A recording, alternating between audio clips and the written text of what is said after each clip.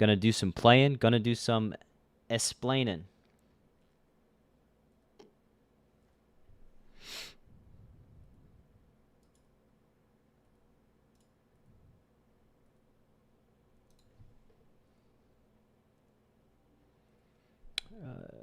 Ace 4 suited will be a 3-bet. I don't know anything. This is my second hand at this table, so I know nothing about anybody. What up, Fleming?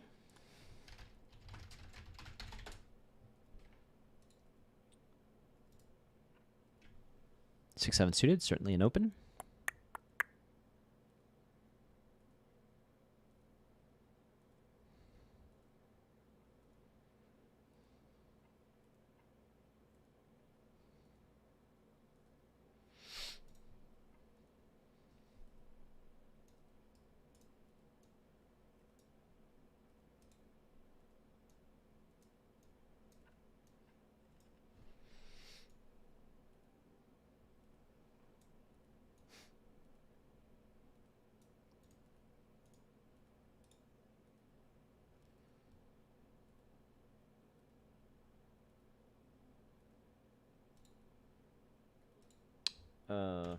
Trying to get my HUD stuff right. Jack 6. We're gonna check back with the ace 9, and turning the nut flush draw. I don't see any reason to bet, so I won't. That's a decent run out. And now we find ourselves in a spot where we actually.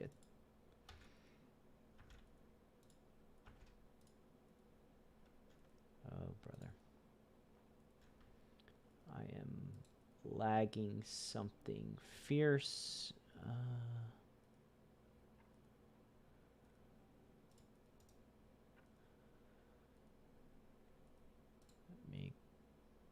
Gotta wait to click the go live button.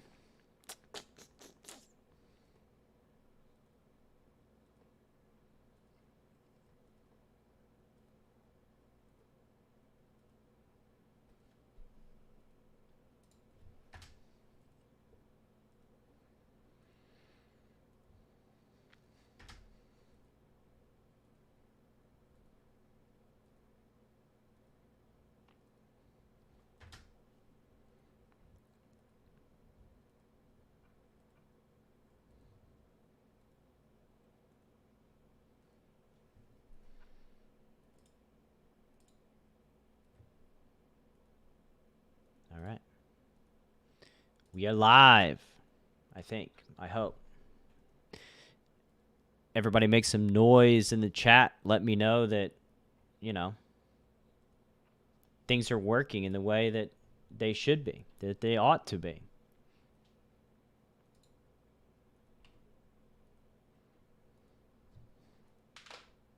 What up, Dean? How you doing, sir? Excited for boot camp in a couple days?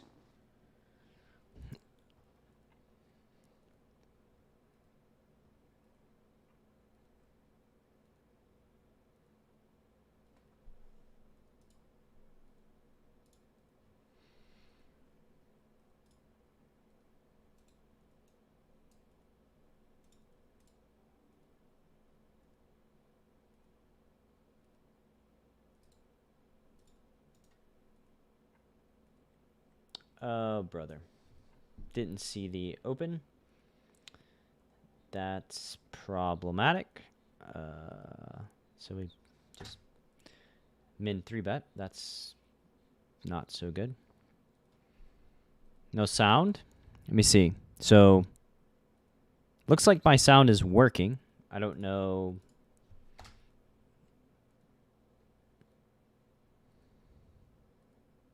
Somebody else let me know.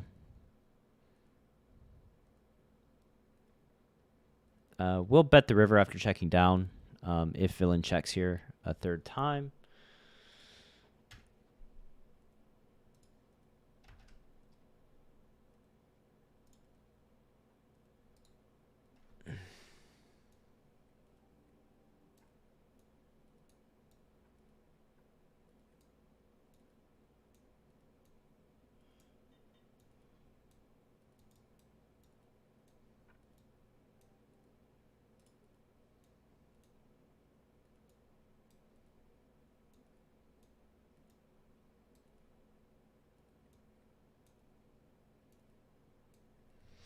All right. Fleming, can anybody hear me? Can everybody hear me? I guess I could check my own stream and see.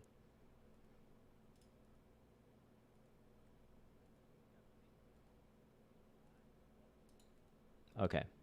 I can hear me, so if I can hear me, then y'all should be able to hear me as well. What's up, Brotman? How you doing, sir? Okay, so thus far at this table, I think the only player that's done anything fishy thus far is me when I've been 3-bet.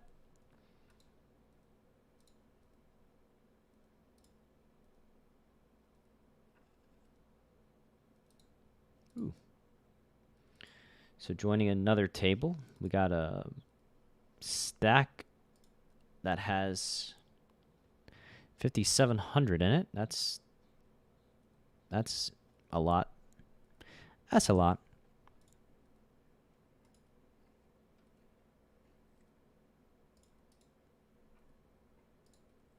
Let's see if we can. Boy.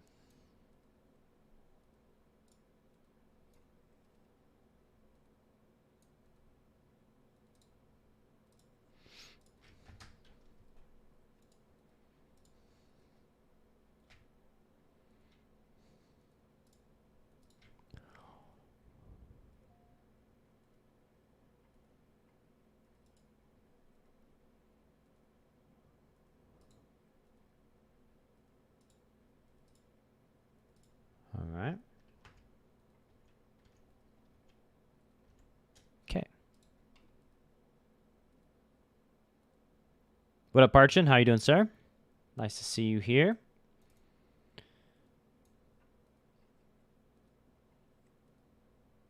Loud noises. All right. We got tables up. We got everything's working the way that it should. Let's hope that this continues to be the case throughout the next couple of hours. Blind versus blind. I guess I need to make sure that I can. Yeah.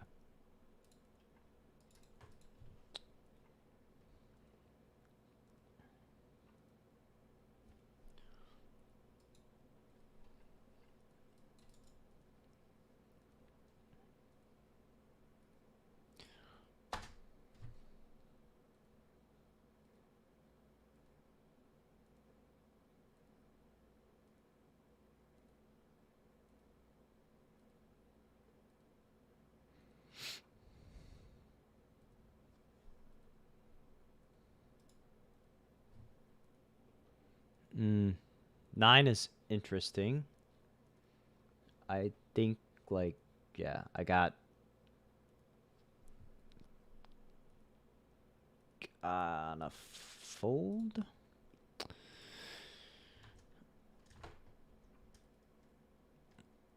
I say it's interesting, but I don't know how, like, exactly interesting it is.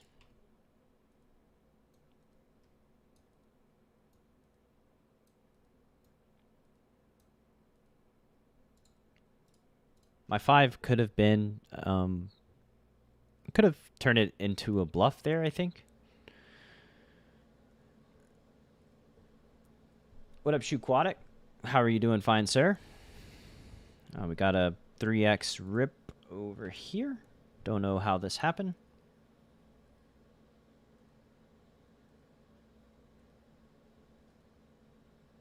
Parchin says no HUD. We got the HUD going. Just one table, it's invisible. The other, it's visible. And I have no idea why on one it's visible and one it's invisible. It's just like a quirk of Streamlabs that's kind of mysterious to me.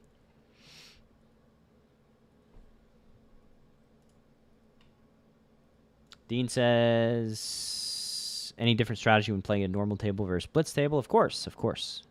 Big strategic differences. And mostly, like, you have a lot more information and a lot more... when you know what players are doing specifically and you can, like, construct their strategies much more accurately, that's going to give you the ability to use data points that will be unavailable to you at a rush or blitz table. So you have to, if you want to really be a winning player at like zone, zoom, blitz, however, rush, whatever you want to call it, basically you need to have a high technical ability. Like you need to be operating at a very high level technically. Tried downloading Bovada, but the screen is either super tiny or crazy huge. Check your resolution settings. Like, you can also download intuitive tables, and that arranges the table size automatically, and that's good too, right?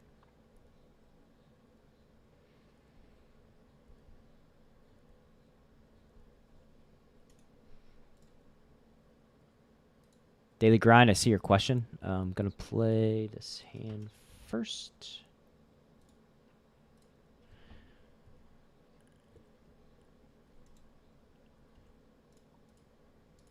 Whoa. Do I think a No Limit 2 player can learn how to play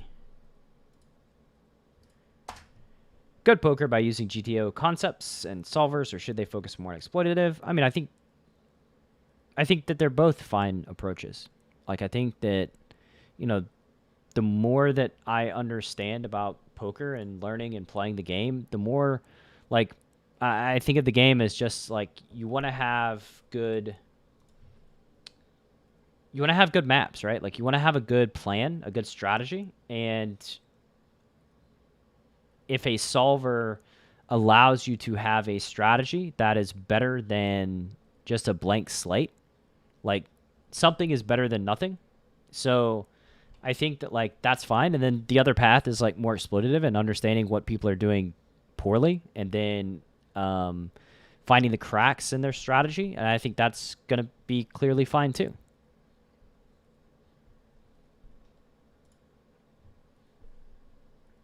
Sorry, you're got a temperature today, Dean. Hope you feel better here in the near future. For Saturday, at least.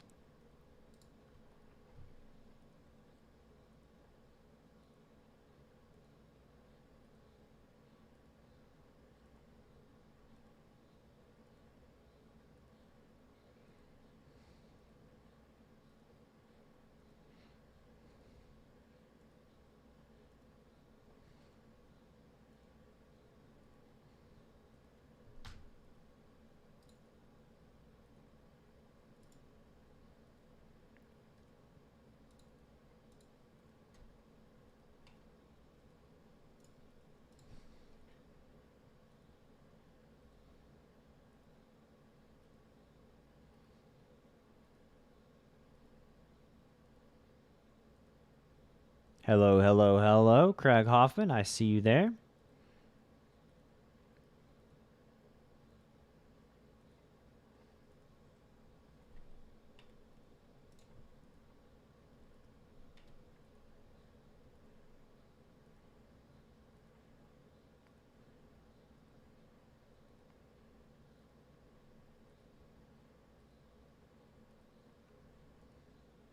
So to answer your question, Daily Grind, I think that like either route you take is going to be good. I think the solver route is less efficient than the exploitative route.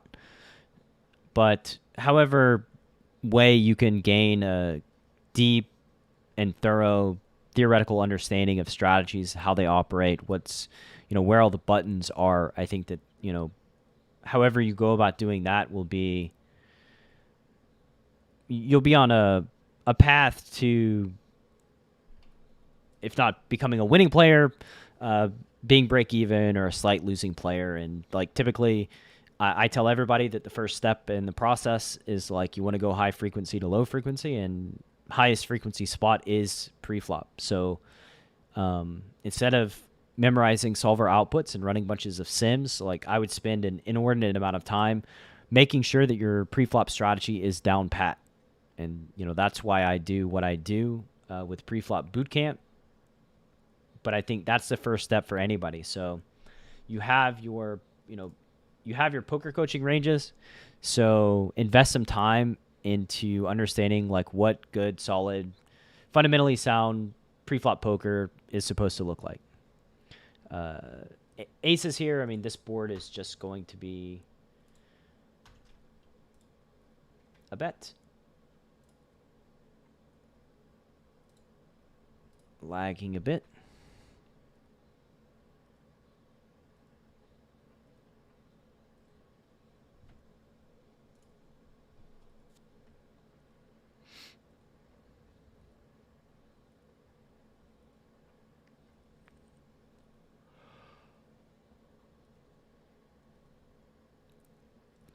Yawn Parade starts, boys. 5 p.m. Welcome to being 37 years old. Boys and girls, I hope. Hope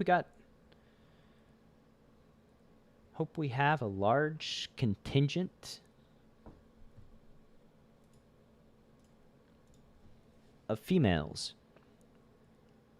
That's a thing that is vitally important, in my opinion, into the growth of this game of poker. It's a mind sport, for love of Pete. It's just 2 to 3% is too low.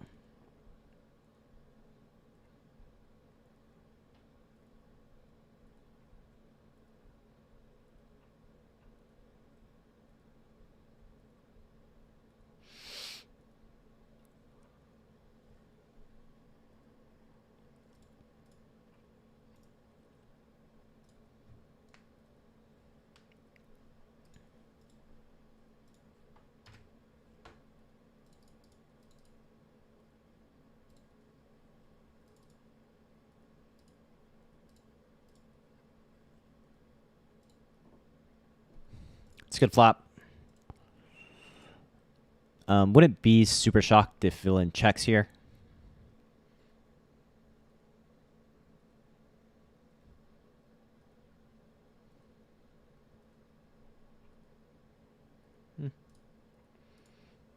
Instead, they go big bet.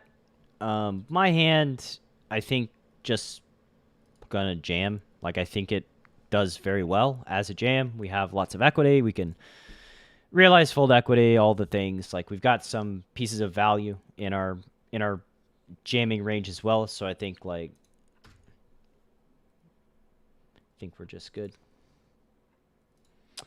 This hand is sort of interesting. Table number 2.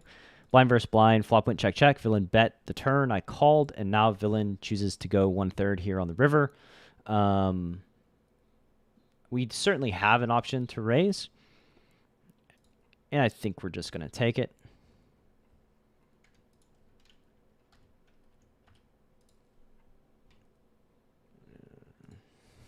There we go. Not allowed to start out this poker coaching stream with things things just starting out smashingly. We got to have like some adversity.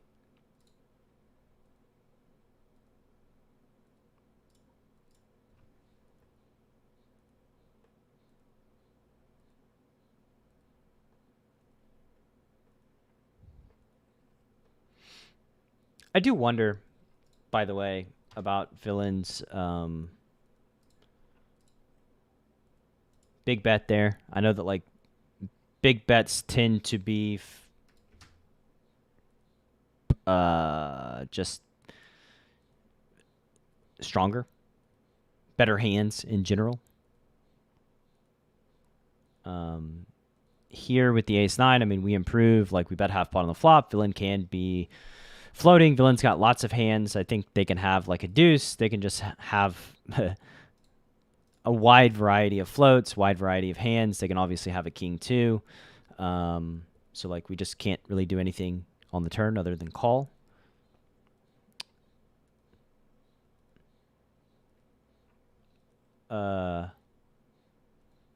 That's a thing.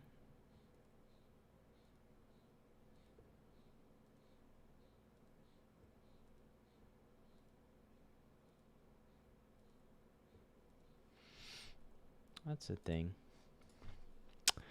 So we have the 5x rip on the river here. I am a little bit little bit baffled. I do have King X to call.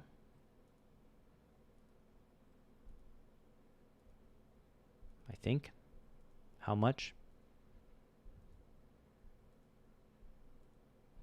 Man.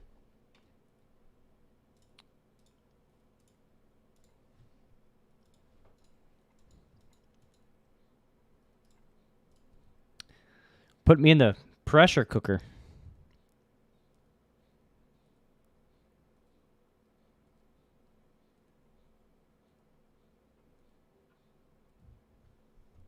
I wonder if it's just quads deuces every time.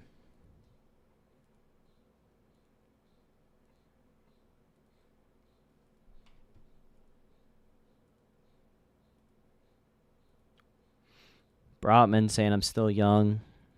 Yeah.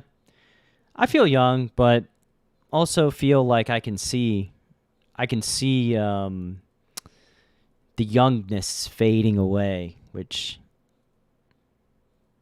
is sad.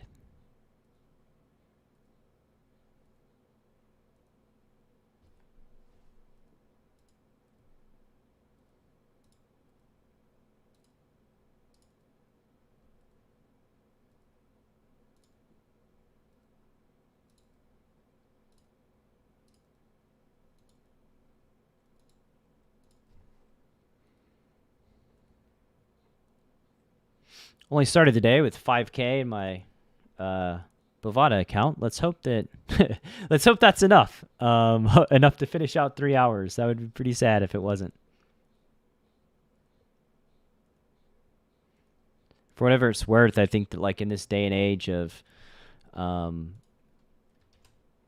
crypto ability to like load money on, get money off, I think that keeping a low balance is going to be the path. Like that's just feels like a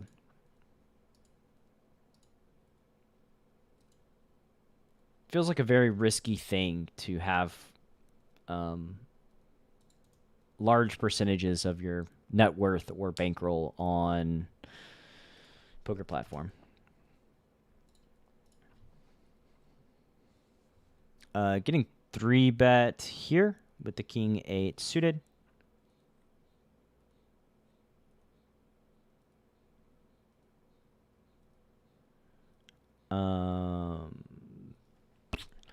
Like clearly I think folding is a thing and calling's probably a thing too.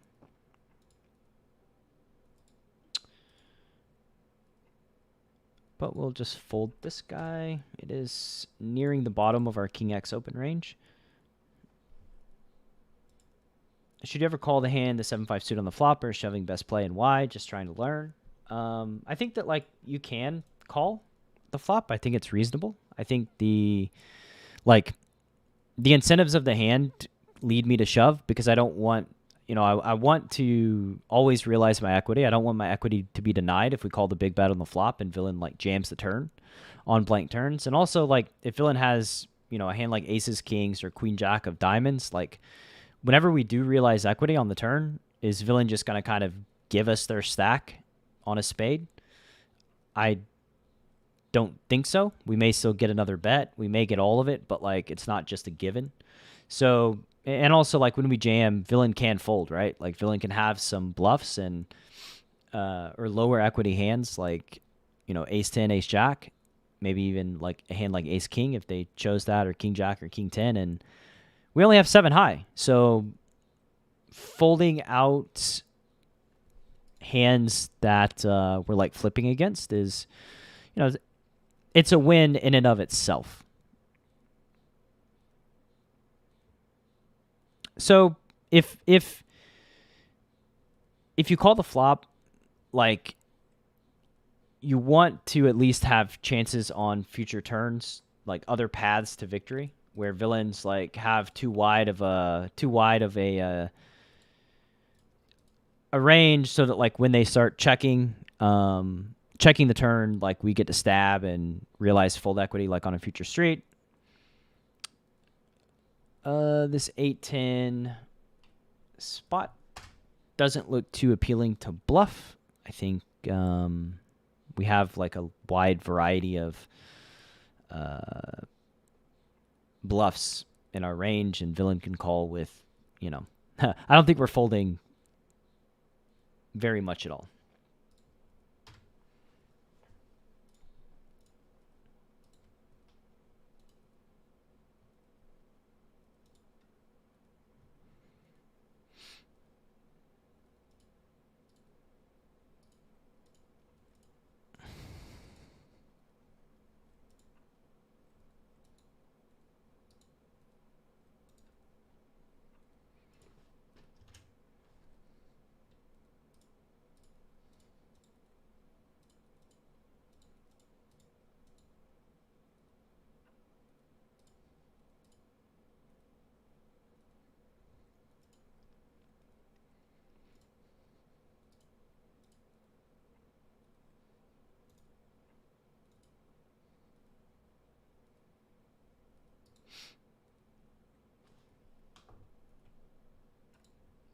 Go grab myself a water.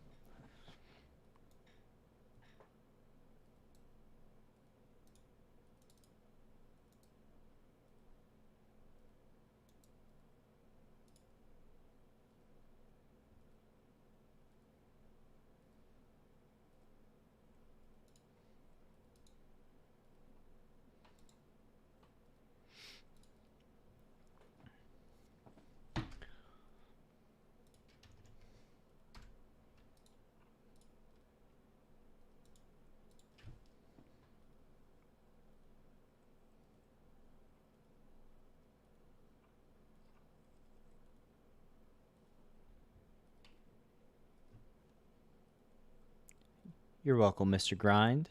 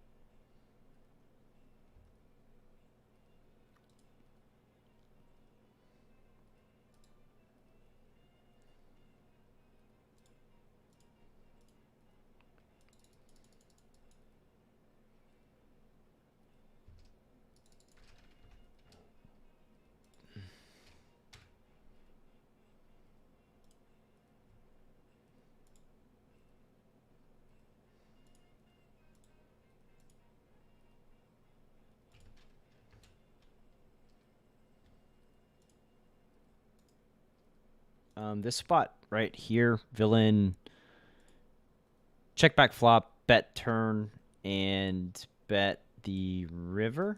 I don't think I get to raise. And good thing I didn't.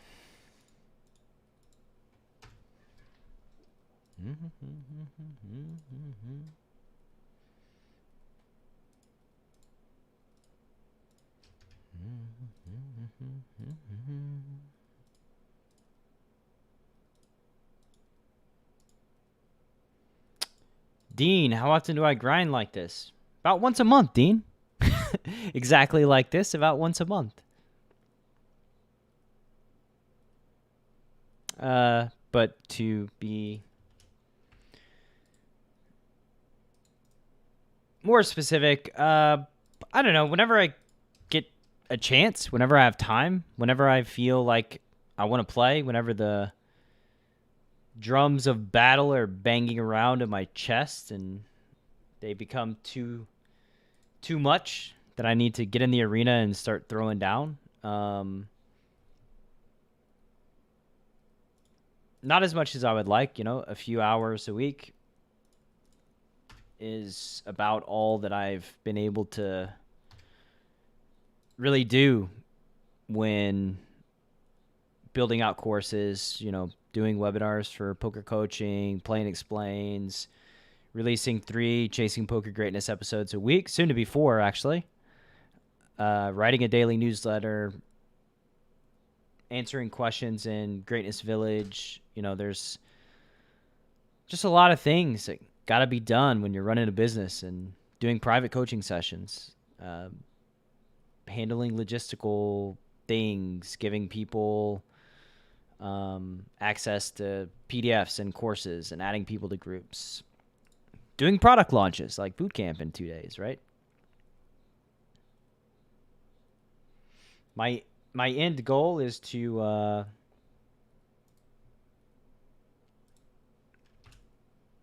be able to play a lot more. That's my end goal. The jacks here, if button 3 bets, we're going to 4 bet and just get it in. And they don't. Small blind 3 bets, we're just going to flat.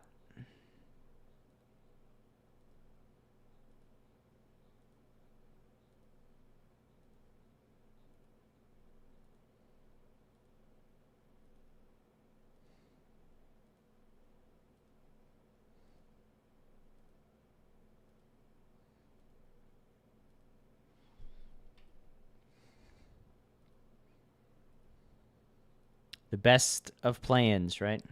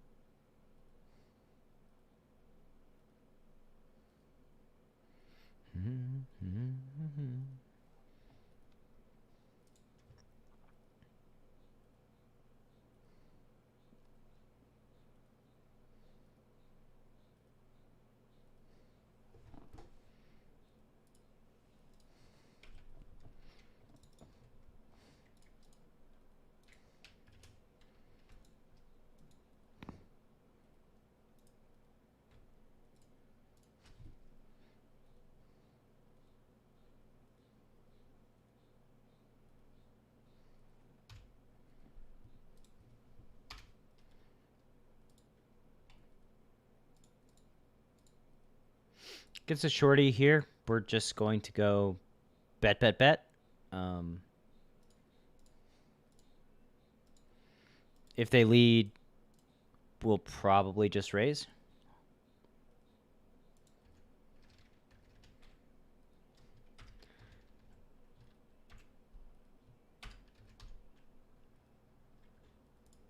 There we go.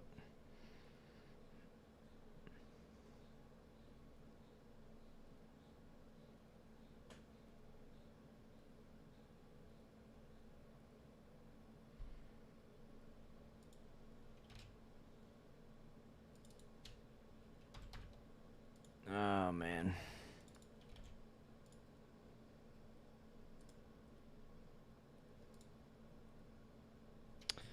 Brad, I know how you feel about age. Just turned 30.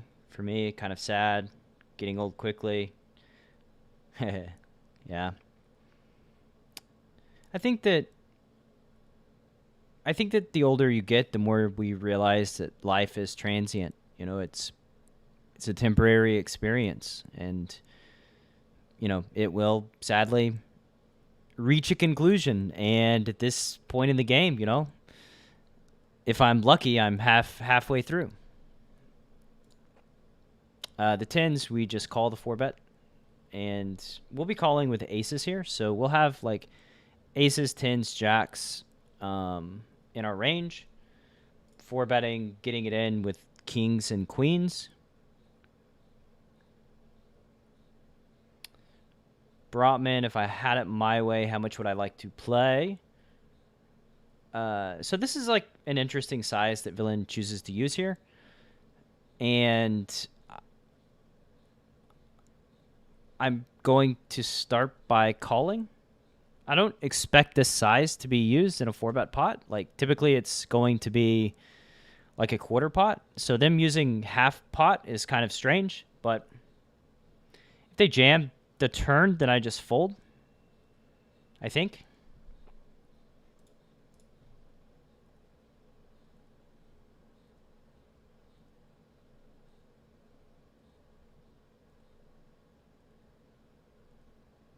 Yeah, so we're just going to fold the tens. We have aces in our range here. I don't think Villain has enough bluffs in this formation. It's like the tightest formation that we're going to find, UTG versus UTG +1. So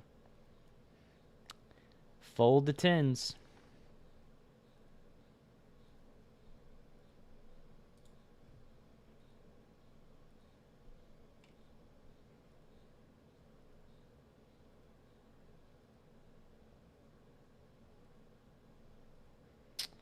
If I had it my way, how much would I like to play? Let me go back to that. Let me go back to this original question. I don't know. Brotman. I guess it depends on the day. Depends on how I feel. Depends on the stage of life that I'm in. You know, I work with a bunch of young, hungry, caged beasts, and those guys give me a lot of motivation to grind. I think I just 5x here with the king or the jack and the 10. And then we'll be... this board specifically is pretty much overfolded. We're gonna use a big size and then shut down on any turn and just give up on this ace-high board.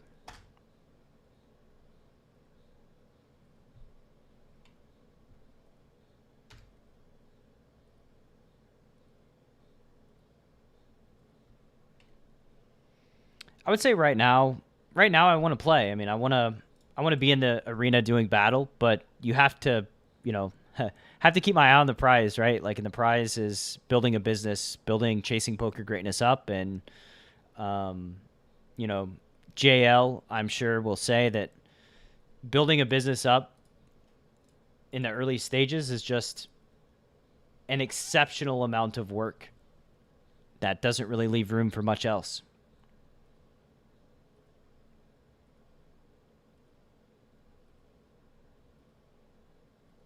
But after, I'm sure, a few months of playing, then I would just go back to doing other stuff, you know, just kind of switching it up.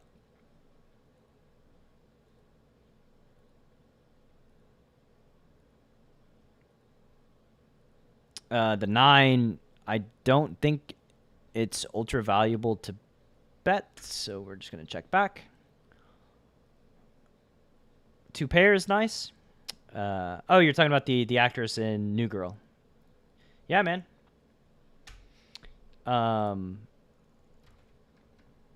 Interestingly,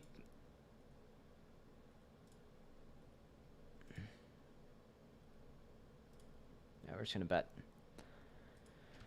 Bet with our 2 pair, we can defend versus check raises if villain does check raise. I think it should be pretty rare that villain check raises. Here's a spot. I'm not one for folding an ace and a king in the same suit. And we're just going to be 3-betting.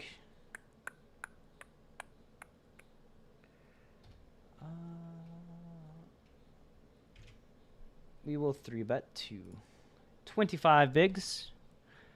Or cold 4-bet from out of position.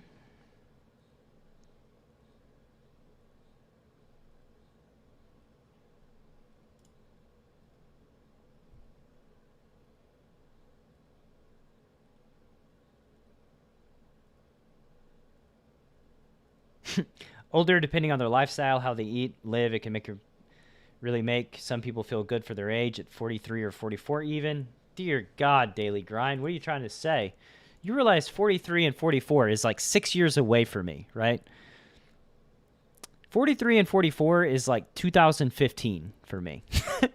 That does not seem that far away, buddy. I hope I can feel good much longer than that. What kind of win rate are you getting playing 1K&L in Bovada? I mean, so William, I don't put in a ton of volume, so that would be very much impossible for me to even guess. I would say that, people can get 10 BBs per 100. Like, I think crushers can get probably a little bit more than that, 14, 13, 14. Like,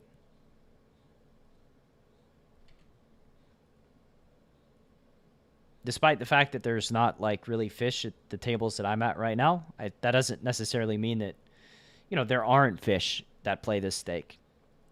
If you go back and watch some of my older poker coaching streams, like last month, the month before, there are weak players that play.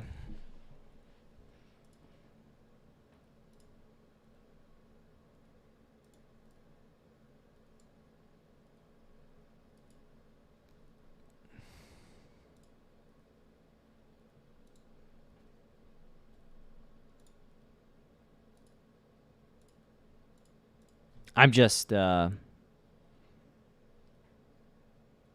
streaming for y'all. I'm not gonna.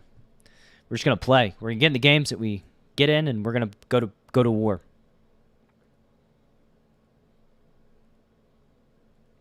But these games do not look so good.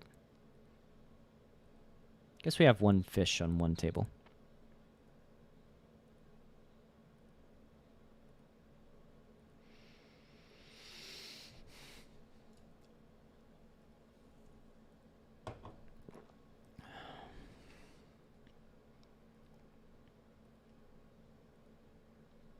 And William, I mean, I think a few $100s an hour is pretty reasonable for a 1K&L grinder.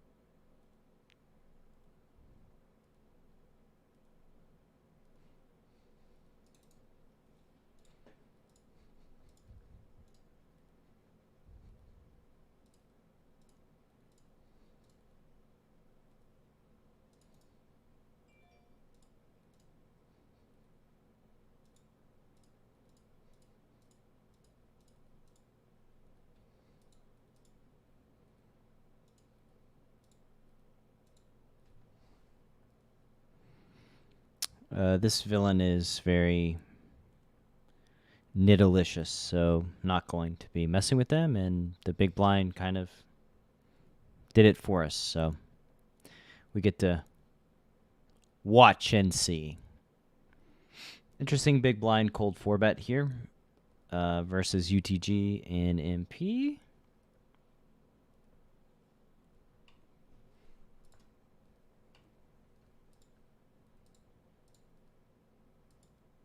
Going out of their way from the big blind to probably has a hand like ace queenish, something like that.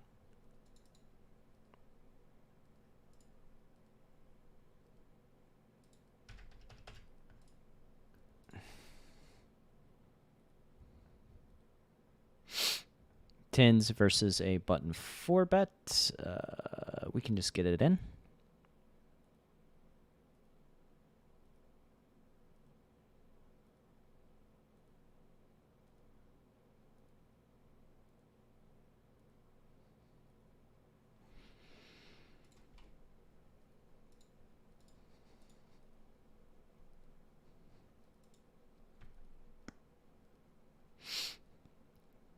We could also expand our 3-betting range here, facing the cutoff's 3.5. I think the cutoff's liable to be ISOing fairly wide versus a limper.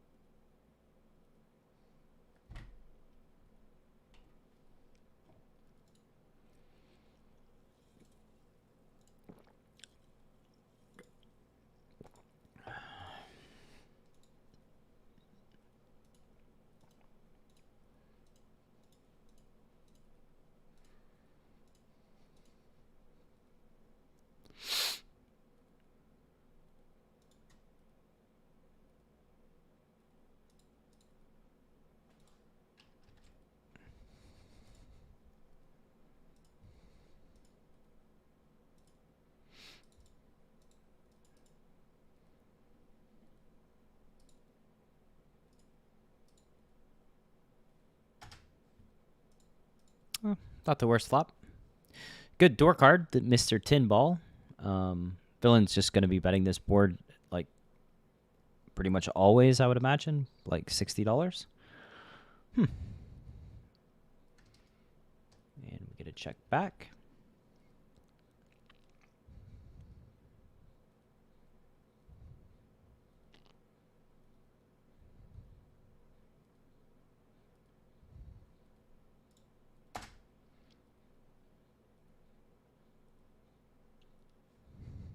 We'll take it.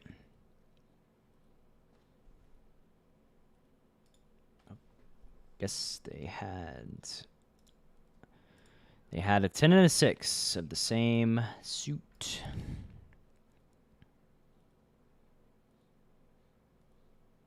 So they thought the door card was good as well.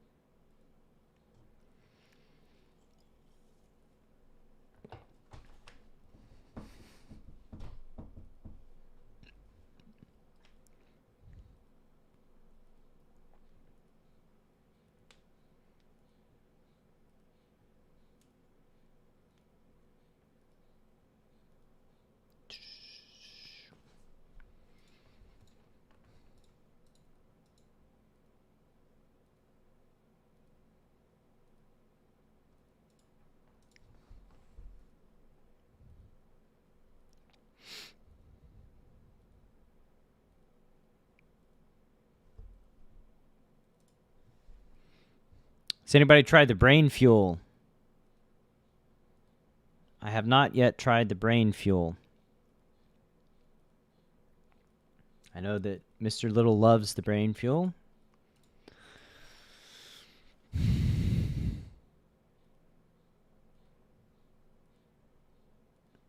Maybe I can get him to send me a case of it for tryout purposes.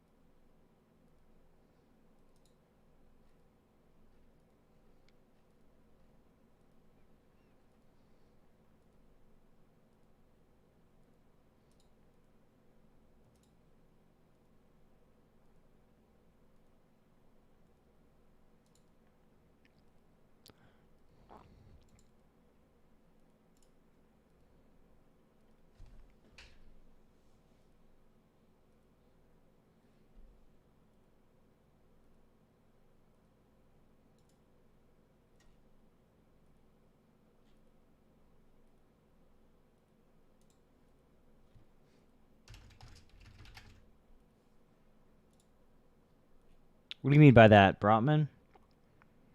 Preference.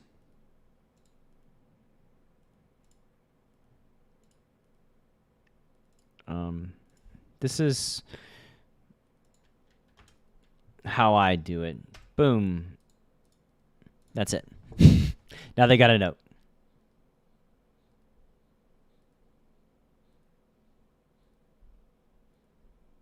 Not exactly prime fish hunting grounds right now.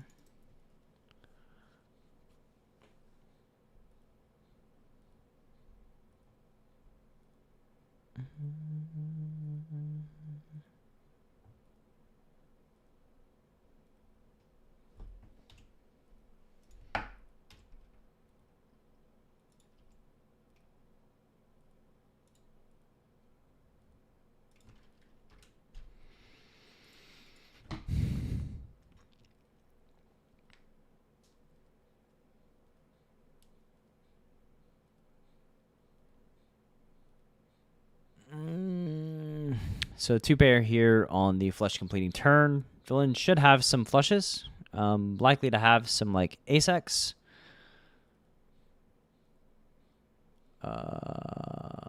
I think we're fairly safe to check behind with 2 pair.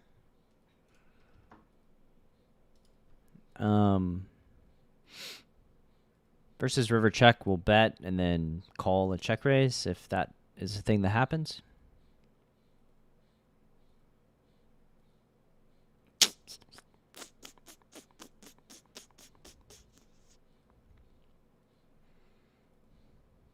Now, this is interesting. This block bet.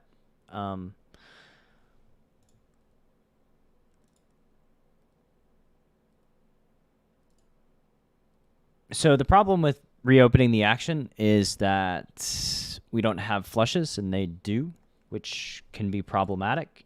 Especially like if they have the ace of hearts, I guess.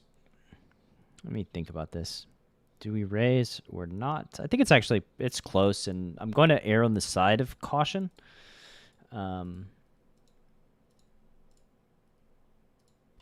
It's always dicey when you're opening the action and you don't have the nuts or you don't have flushes. Pretty thin value bet from villain there with the king jack. I think that's. I think it doesn't really matter if I raise or not when they have that hand. Paul Ryan, I'm playing not 1 table, not 3 tables, not 4, but 2. Dropping a deuce on them.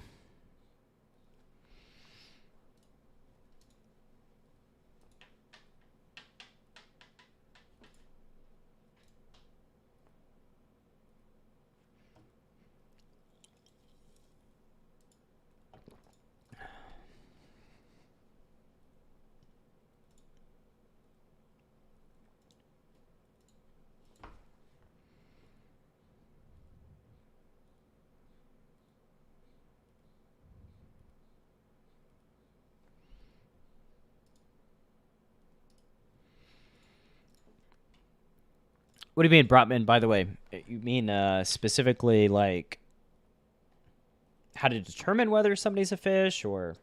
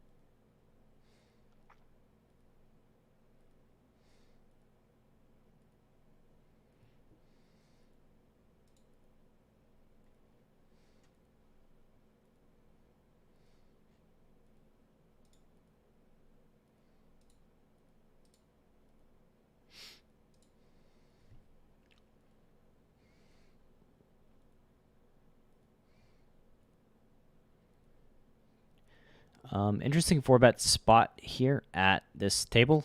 Both villains are quite deep. 4-seat likely doesn't have any 5-bets, so playing a pure flat strategy versus a 4-bet. So both players are probably still uncapped. Wouldn't be shocking to me if 3-seat is checking their range on this board either.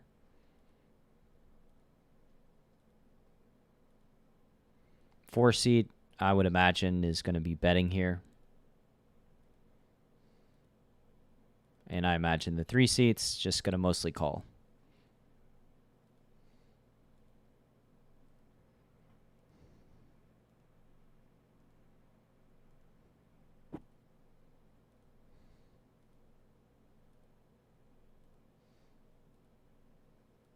And fold.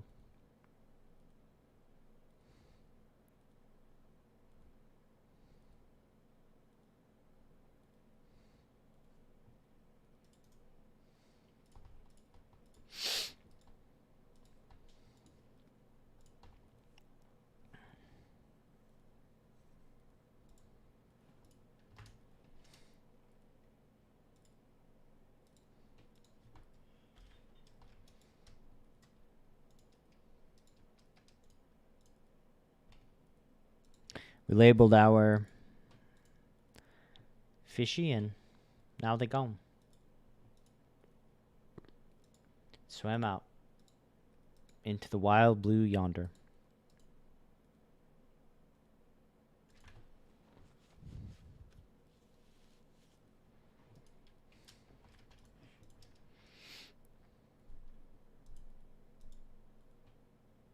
And we get this spot again.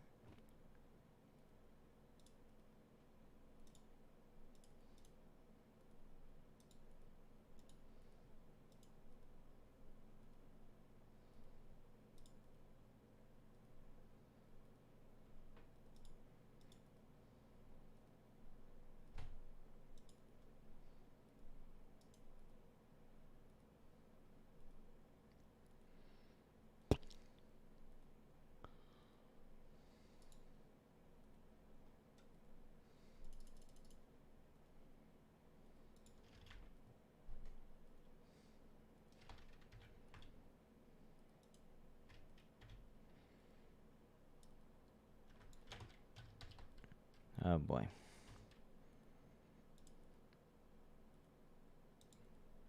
My hotkeys are frustrating me.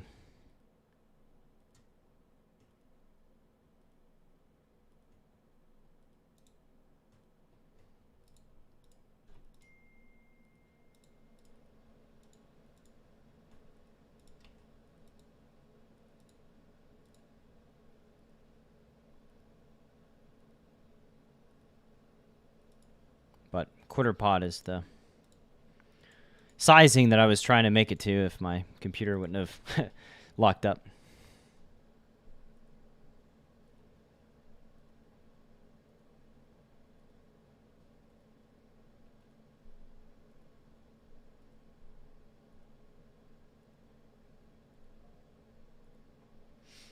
Interesting that villain called and then folded on the flop. Makes me feel that they're a pre-flop defender. I think one thing's for sure, they're going to defend. The hands that make a little bit of sense are like ace queen suited, but like the ace high's probably not going to be folding. So villain kind of needed to have some sort of suited Broadway hand that didn't have a backdoor flush draw to fold the flop. And if they have such a hand, I don't know that like queen jack suited is supposed to be calling the cold 4-bet. So don't know if it's going to matter any against this villain, but can't hurt, right? Can't hurt knowing that like against this specific villain, they're likely to be over defending and taking that into consideration post flop in, you know, potential 3-bet pots or 4-bet pots.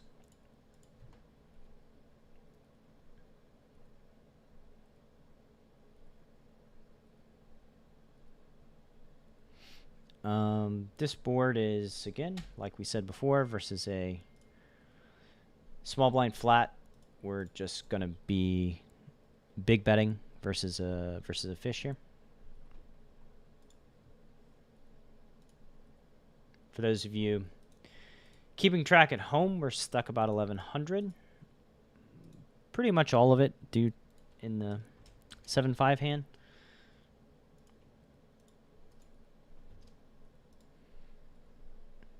King 10 will be,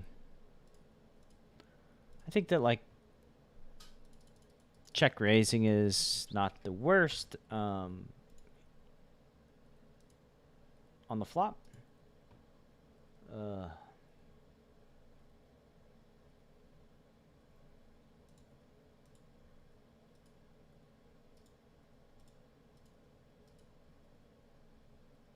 I do wonder if villain's not c-betting this board.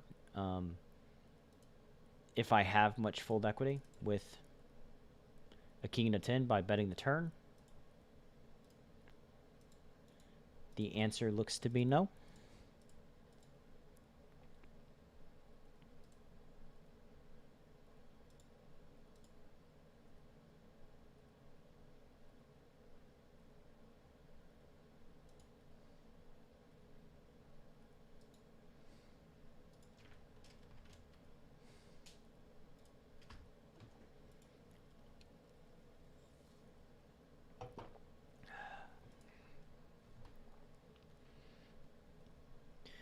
We have an F who took the place of our last F, and hopefully they make it longer. Good for them. Good for you, Jack 9.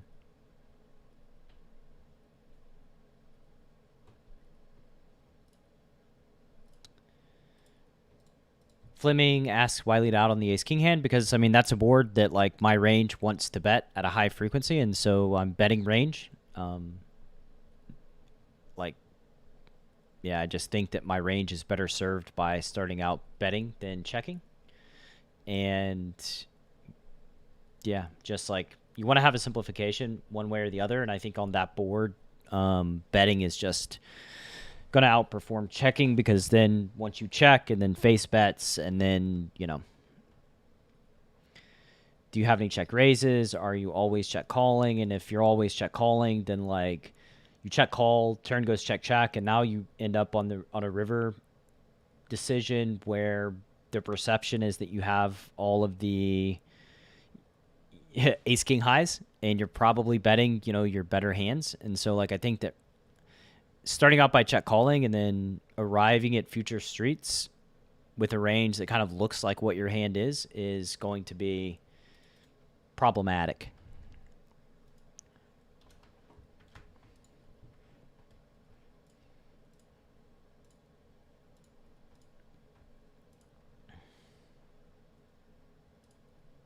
Eights here is going to be a defend if I get a chance.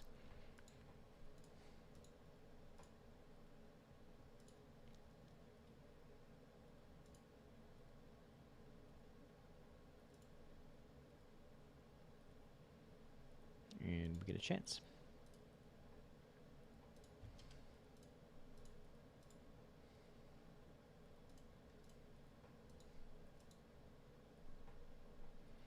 I expect villain to bet like 55 in that range, between 50 and 60, and gonna call. Huh. We will have 10s and 7s in our range here, and we'll also have like some suited 10x. I will probably have some flush draws and flushes as well. Villain should also have 10s, kings, flush draws. I think this card is actually a pretty good card for them to bet with probably the entirety of their range.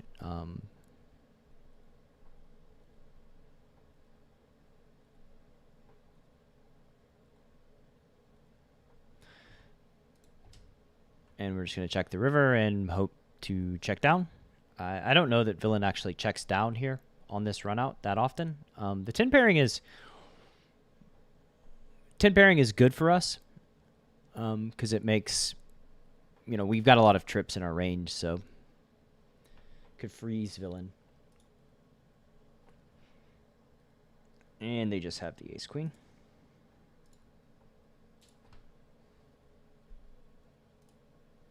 With no diamond, by the way.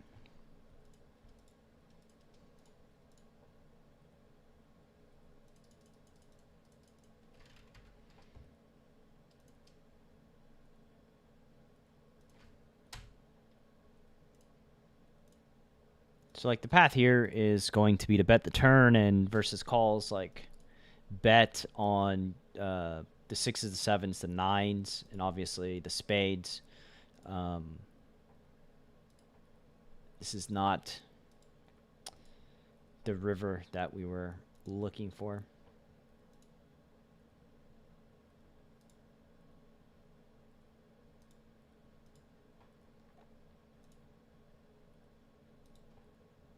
Not the droids we are looking for.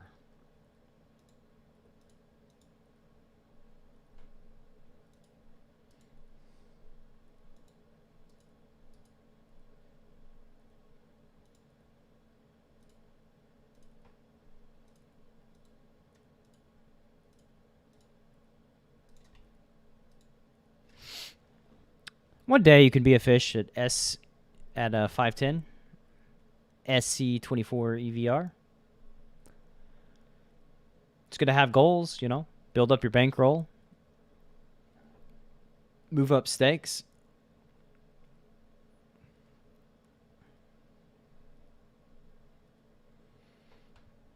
The Jack 9 suited, we're just gonna get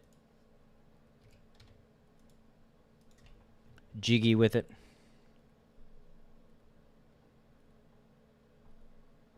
This is not the over defender. The over defender lives on the other table.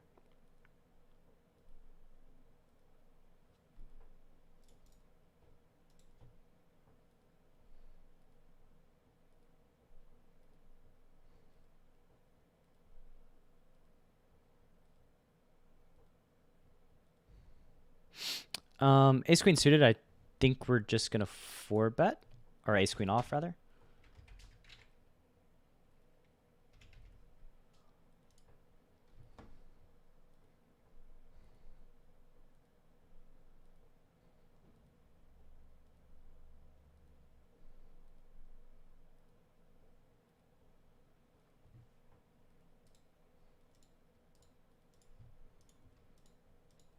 Making a little headway.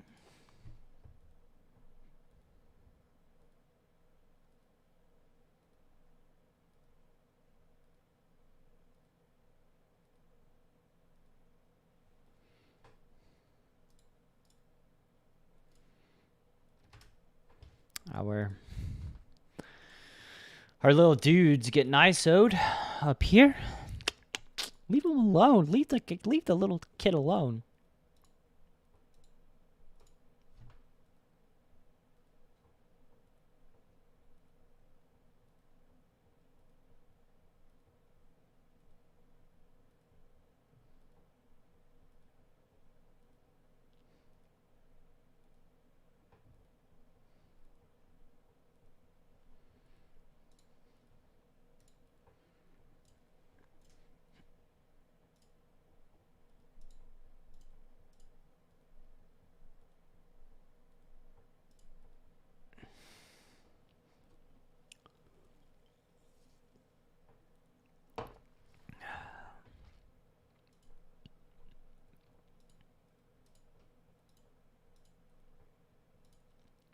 For those of you that watched my review of student video 2 days ago on pokercoaching.com, y'all let me know how you think that went, if that's a format that you enjoy. I can try to talk John, my Tactical Tuesday co-host, into showing up next time.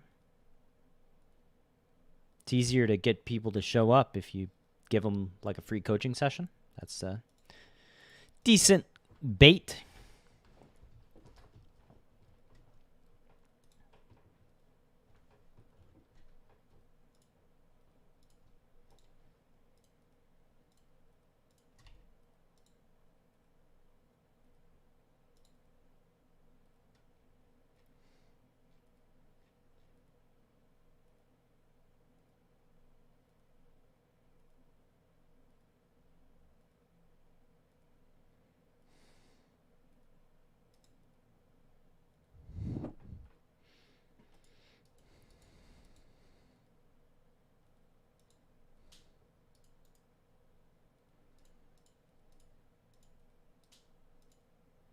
Should probably have opened bigger with this guy, this player in the big blind. And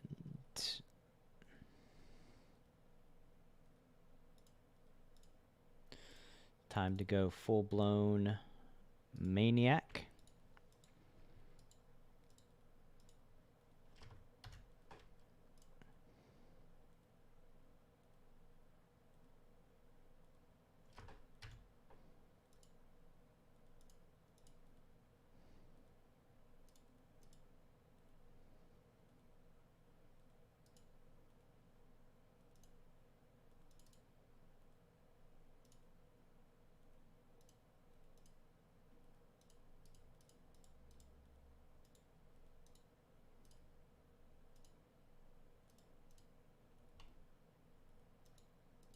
Hurrah.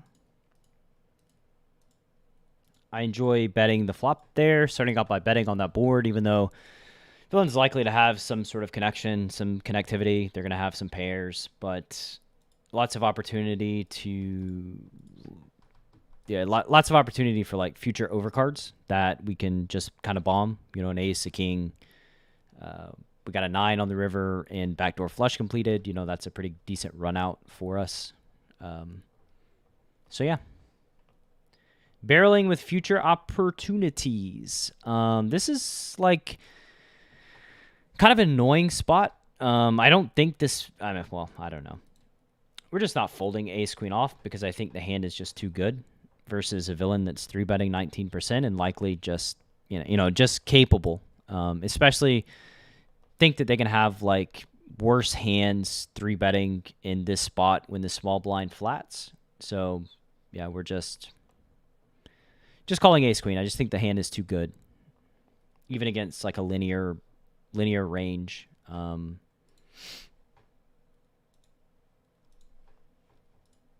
And half pot, the jack is a really good card for us. I think that like villain is unlikely to have a jack, and villain is unlikely to bet a jack with their value. We just get the call now, and likely just call all in on the river. Like I just don't. It's just hard for me to imagine that villain is betting like aces or kings on the turn. They could have ace king, in which case like we can jam the river for value. They can have kings as well. I do wonder whether betting jamming or betting smaller is better.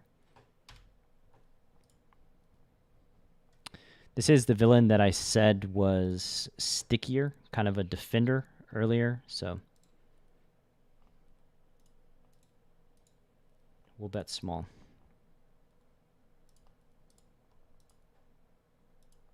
Kind of tough to get paid there, though. Where is Steve Z? You know, you guys that watched the webinar earlier, or like last month, know that Steve Z was watching the webinar with everybody else and came on the pod and threw down too. It was a great episode. I've had multiple people comment about how great the episode with Steve Z was.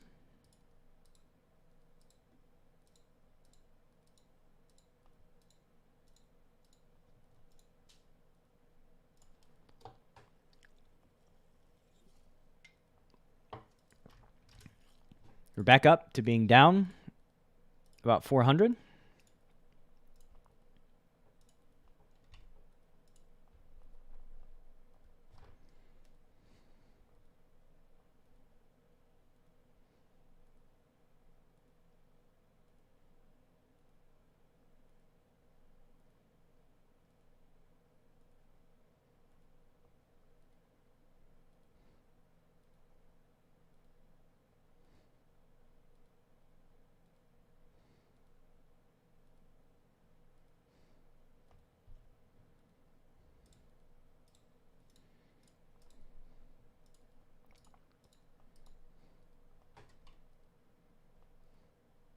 Alas,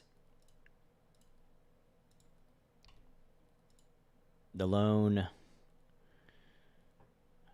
fishy has left again.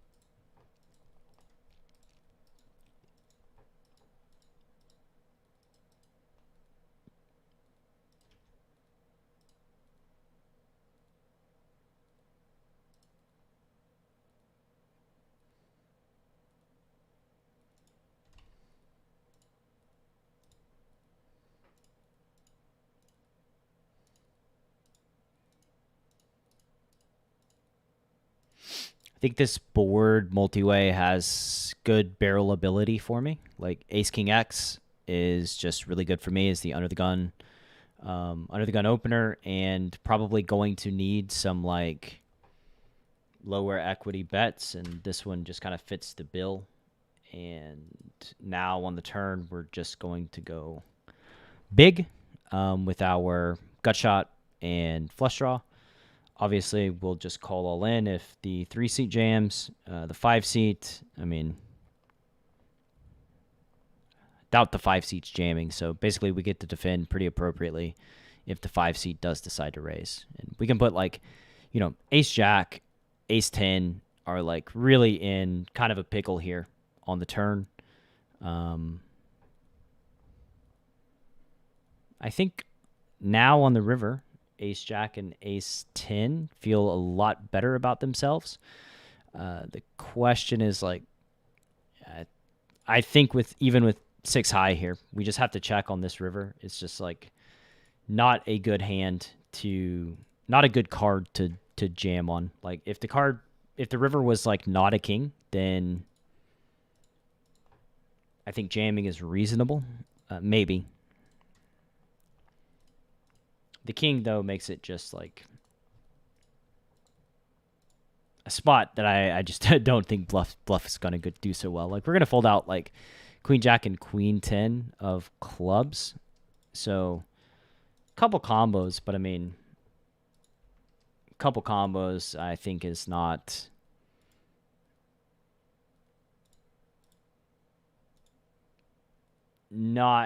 so worth it.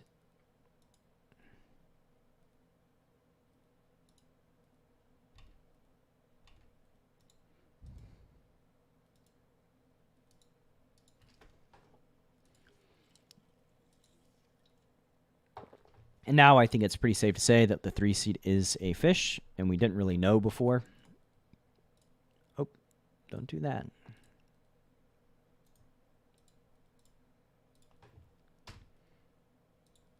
Now we know.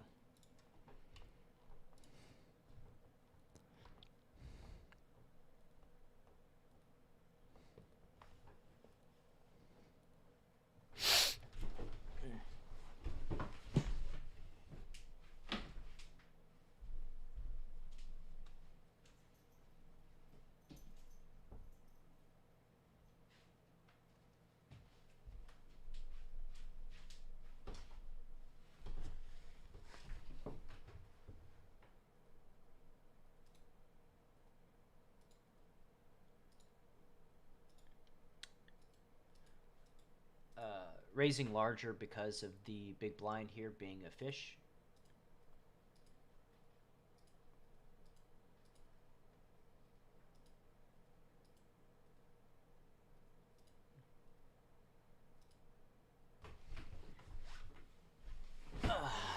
Gotta go to the bathroom, but need to play this queens.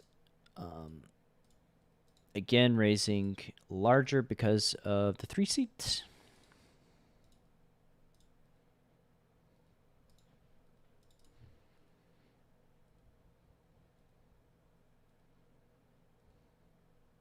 I don't think this hand needs much protection, so pretty inclined to just check back.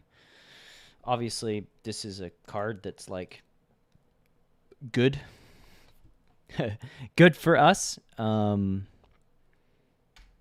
here on the turn, I think we just size up.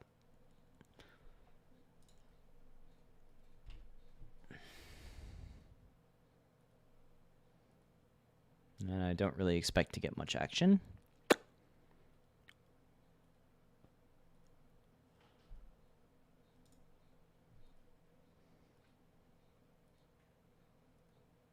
And we got a decent hand on table number 1. I'll let you know if table number 2 is anything happens.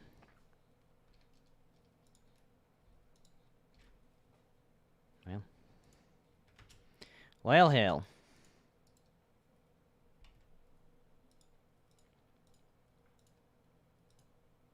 Well, hell.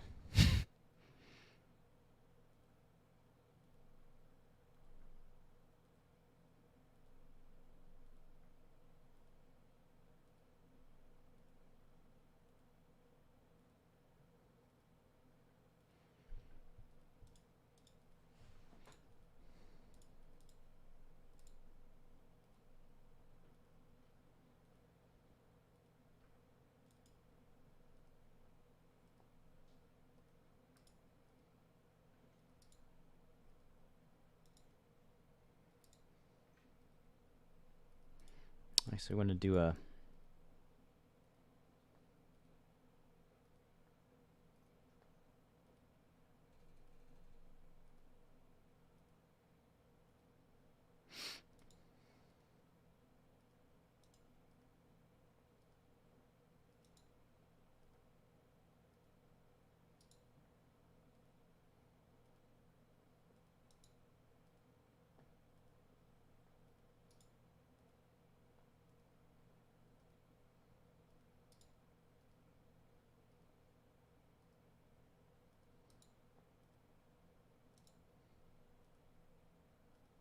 All right, gonna go to El Restrumo.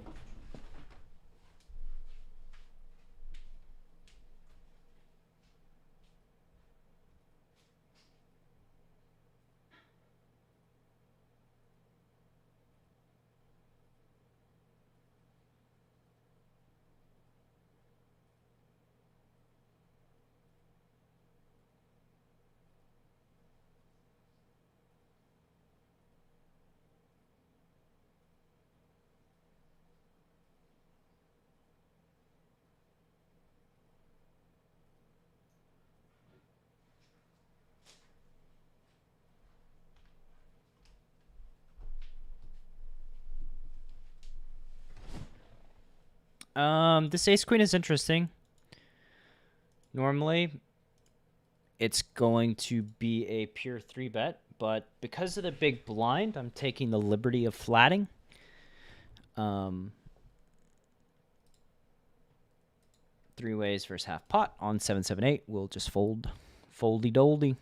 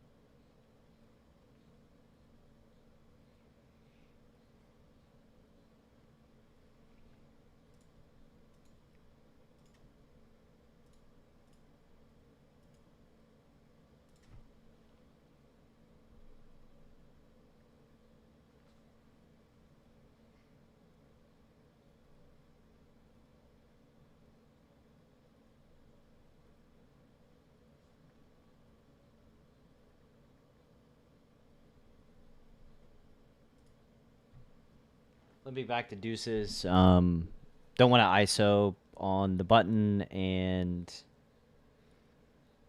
have somebody 3-bet, and we lose our dude in the 3 seat there who had limped in.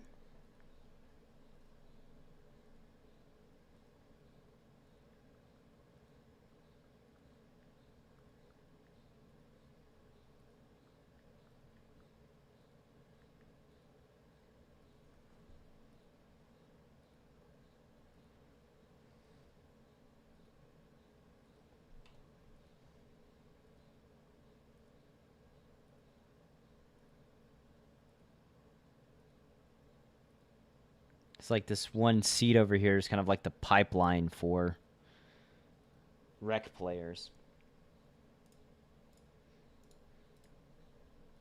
Over at table number 1, we still have a bunch of gang of regs. Gango regs.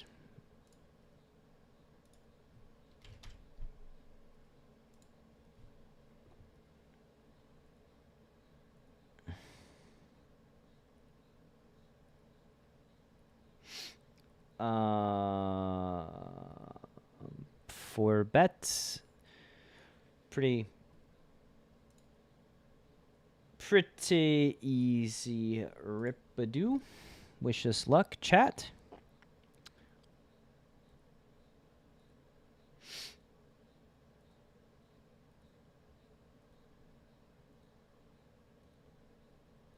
Well, we got him. Won a flip, lost a flip.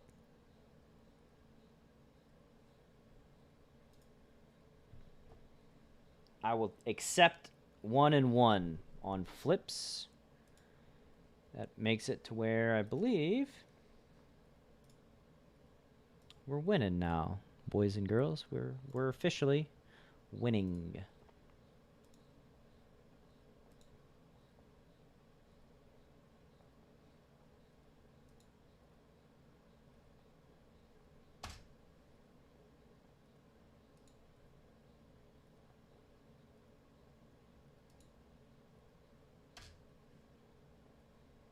It's a pretty good run out.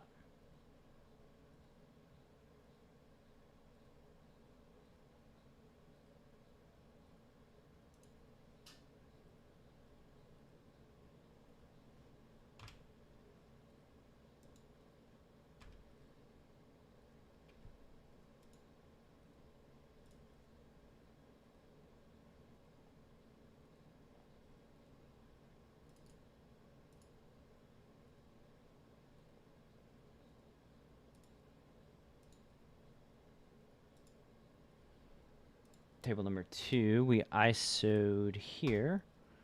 We'll start out by betting 1/2. Let's see what we got called by.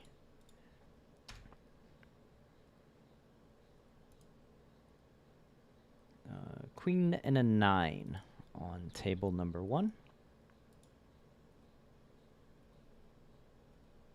The ace-jack, they flop top pair.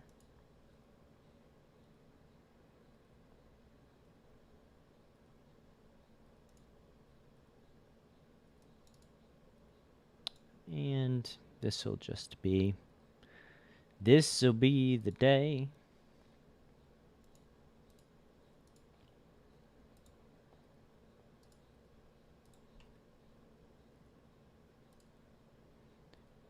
Triple barreling fish to death.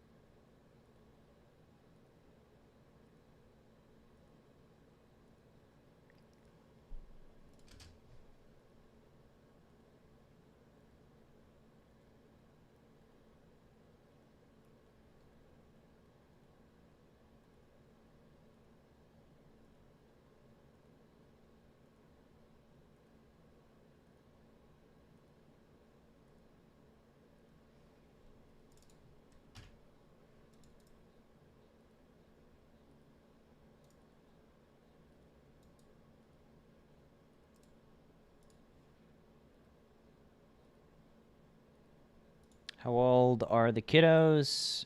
12 and 10, sir. 12 and 10.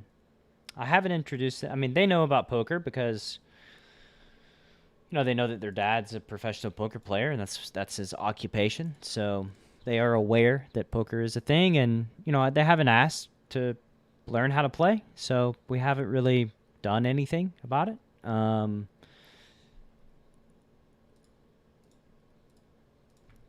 But I'm not opposed to having that conversation. I think, again, I think that it's interesting that my opinion on this is shifting over time. Like, when I started the podcast, I think my opinion was that I didn't want them. I wouldn't be super thrilled. Not that there's anything wrong with poker. I love poker. I just, especially in a casino environment, I think that it's tough for kids. Kids. Like, a kid's going to be in a casino environment. It's tough for females, right? But I mean, as I'm getting older and doing everything that I can to bring more people into the game, and specifically females, I think that with some work and some work on the culture of live poker specifically, that I think maybe in 10 years I won't have a problem with it. I mean, 10 years, poker could be legalized and regulated across the USA, and that could be another component that's you can just play online, right? But I mean, I think there's lots of opportunities for females specifically in the poker world. So I don't know if my kids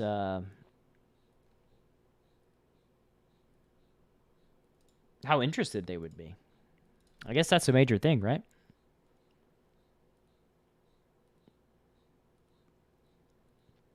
I would say they got if they are interested, they've got a pretty good edge over other kids. They've got a pretty natural edge to improve their ability to play poker that other kids just don't have. I may not even make them pay money for my courses. Maybe. God, could you imagine getting being a kid and getting all of your dad's poker courses for Christmas? Oh, it'd be so sad.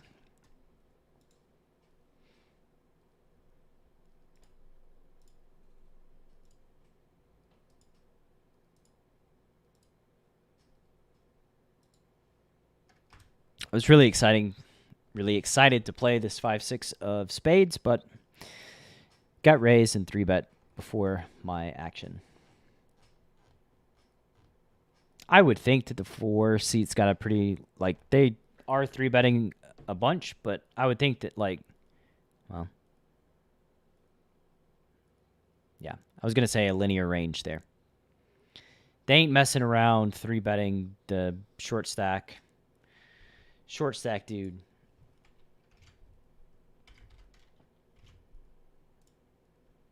I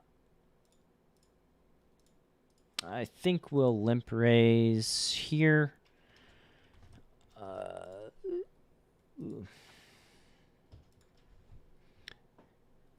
Villain just checked with the king, queen, and then, yeah, this pot's going nowhere fast.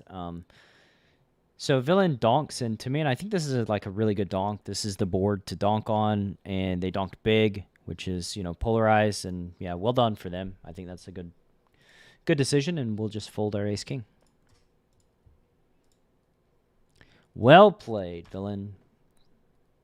Nice donking with you.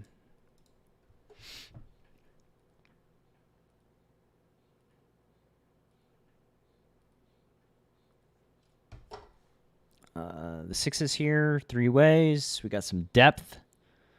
Villain bet half pot. They seem to be betting half pot, multi-way, quite frequently. I'm going to be flatting, I think, everything here. So I have just all my 5x's, just all the things. Interestingly, I think I could bet, never get check raised, and then have a pretty clear path to the river.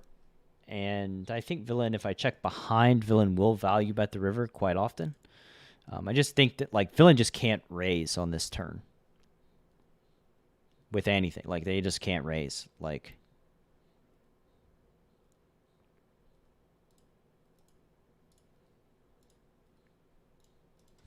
there you go.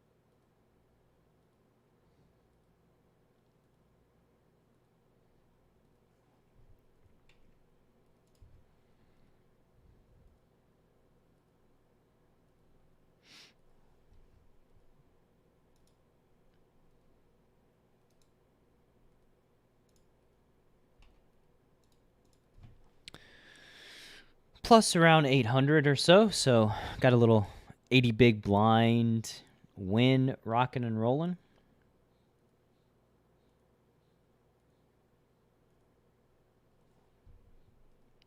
Poker's taught you lots of things, mentally and physically, expectations.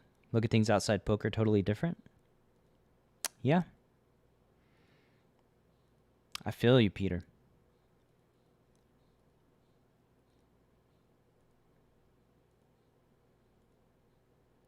Lots of parallels to life. Lots of parallels.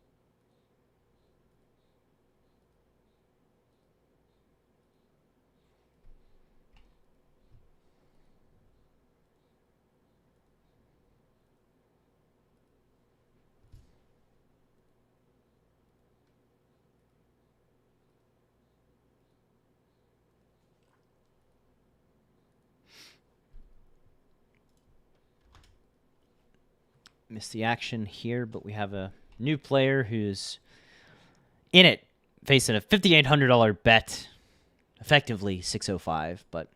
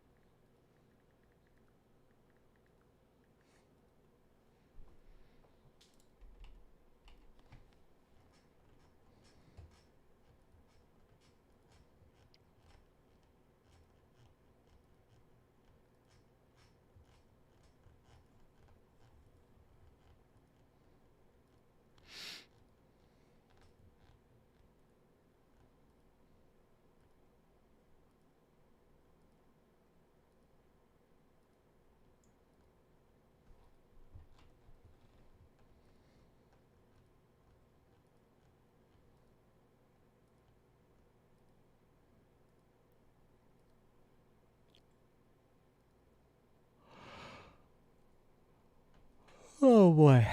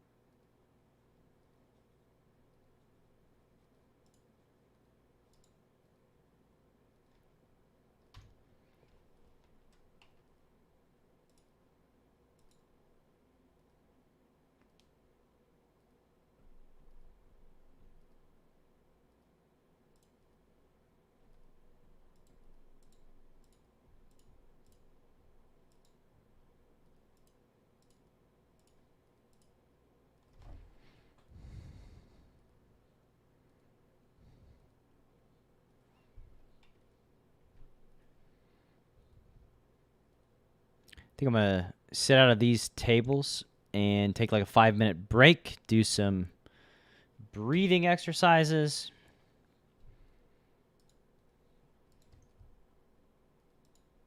See if I can get some better games. All right, 5-minute break. I'll BRB.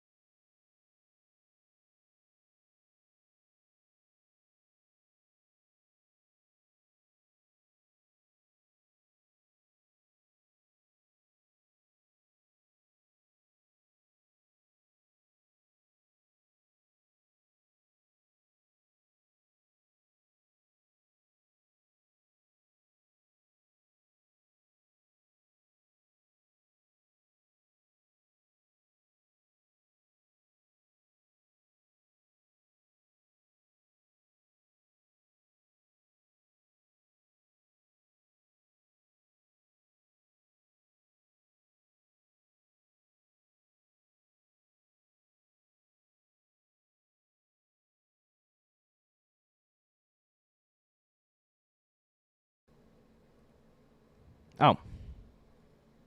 There's the volume button. I thought I pressed it. There we go. Don't worry. You haven't missed anything.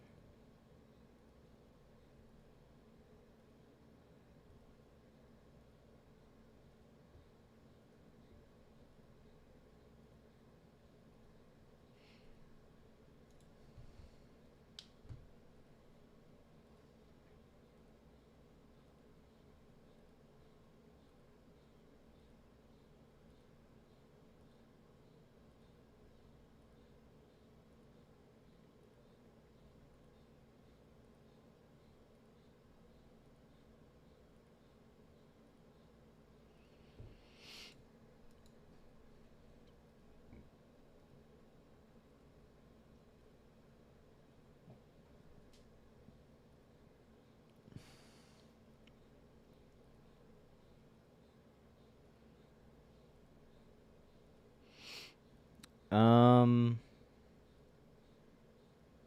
Hmm. So, I think I'm inclined to fold this one. Under different circumstances, I think like cold four betting is pretty reasonable.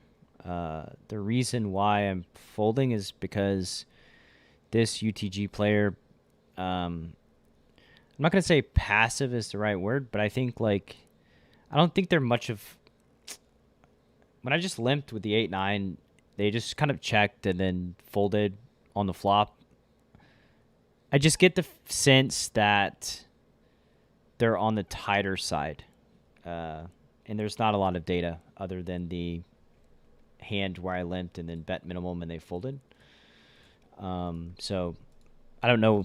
Don't know exactly how clear of data points those are to base that decision on, but I think it's close with ace queen off. And if I'm, the player profile that I would be, now they just 3-bet us, right, when we raise here. And this is a spot where like they are supposed to raise quite wide. And I think, yeah, I mean, 4-betting this specific combo I think is quite reasonable just because it is, actually we'll just fold. We'll fold, but it's not good enough to continue basically. But anyway, in close spots, like I'm just going to use what I can to sort of navigate. Now, this villain's just going to 3-bet me. 4-bet, 3-bet, 3-bet. And then it's like, oh. Yeah, I mean, I'm going to c-bet this board and call it check raise. If I do get check raised, I think we have lots of like barreling opportunities. We have a 7. The 7's, it's a gut shot, baby. We got backdoor diamonds. Those are good, right? Backdoor draws. Plus we have like overcards that we can start applying more pressure on. So I think the plan there, the path starts out by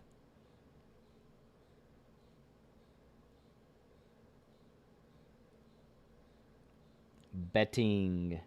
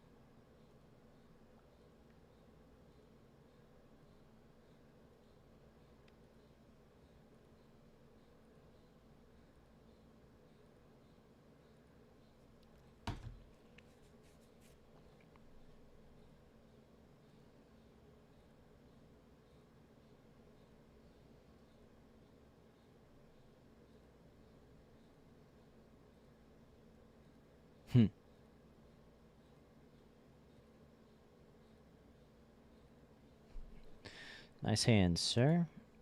Don't know what the hell happened there. three bet, and then 1/3 and 2/3 and check.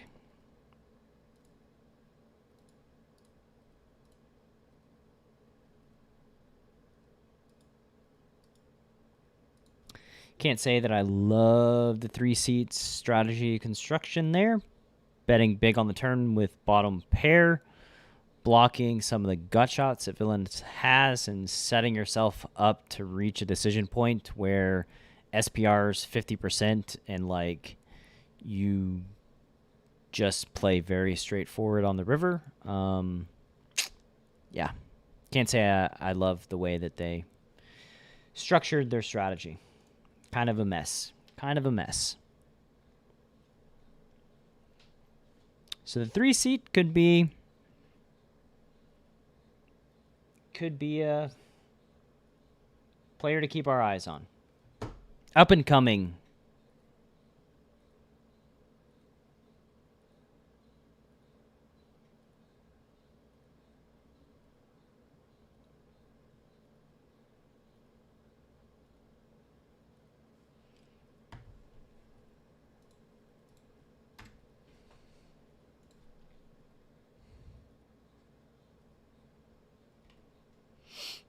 Ace Jack is actually bottom of offsuit flatting range here. This board I should have led.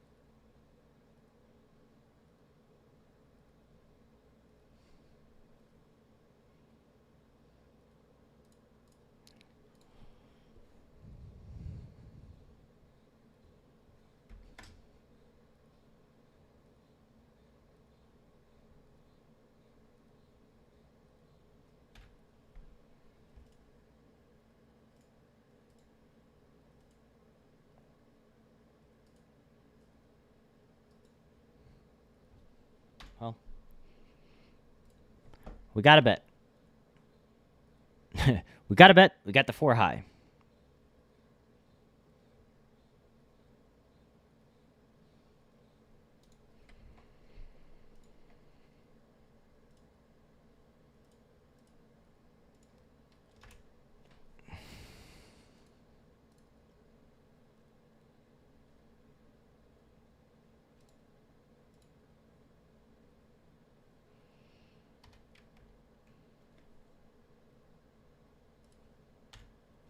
We will not.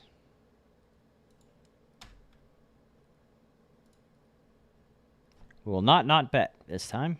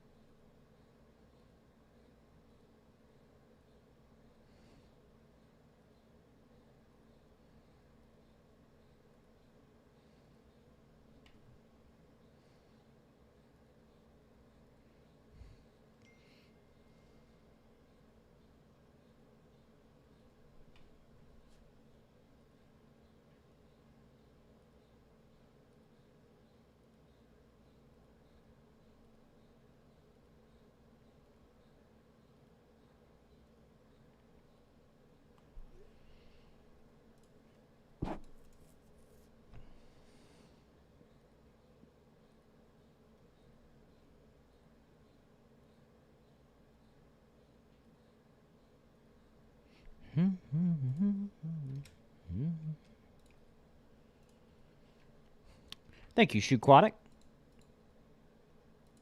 Nice job of listening to my explanation of the ace-queen.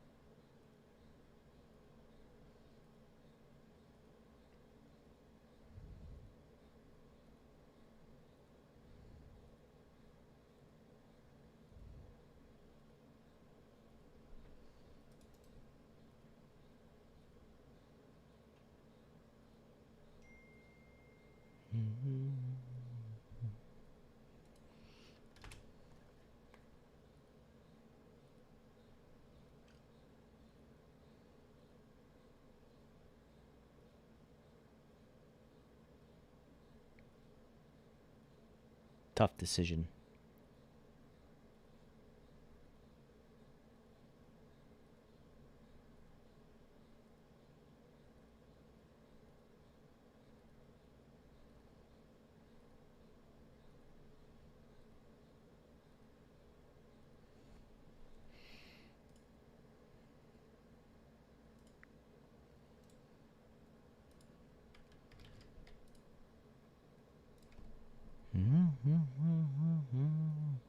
With me.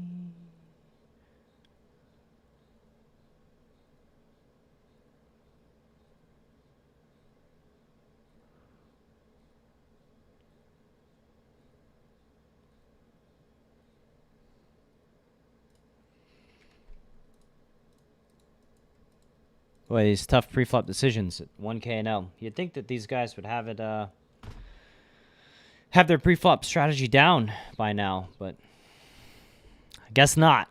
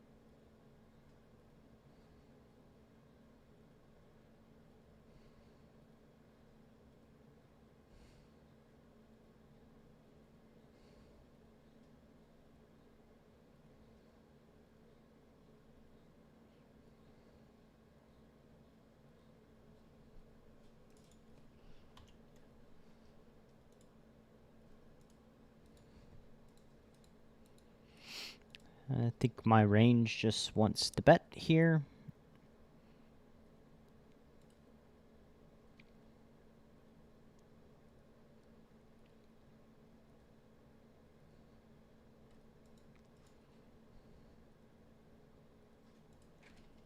Just a board where villain naturally is gonna overfold.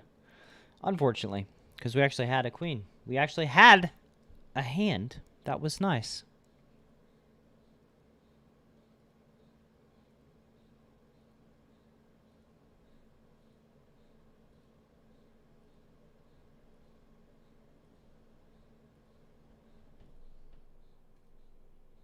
In case anybody out there is very interested in what I'm having for dinner, it's Malaysian dish, tofu, mango,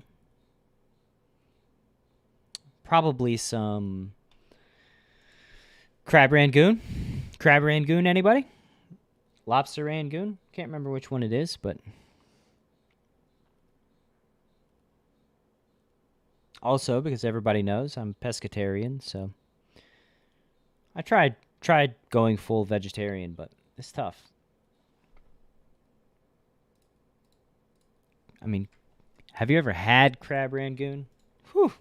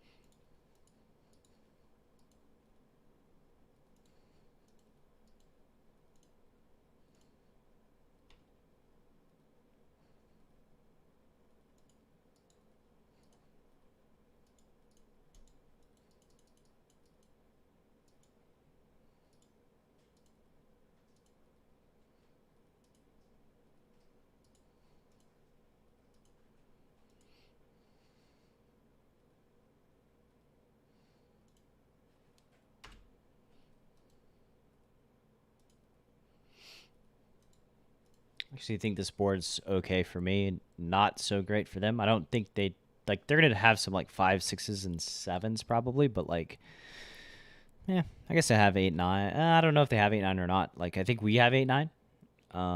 We have all the overpairs, and yeah, so I think it's just a fine board to bet. Getting check raised here small is kind of strange, sort of unexpected. Getting 4-1, yeah, I'm just gonna call. Like, there's no really question about what I'm doing.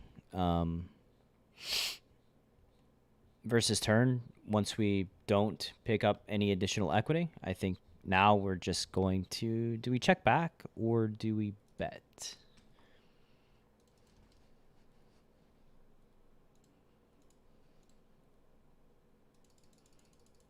Um,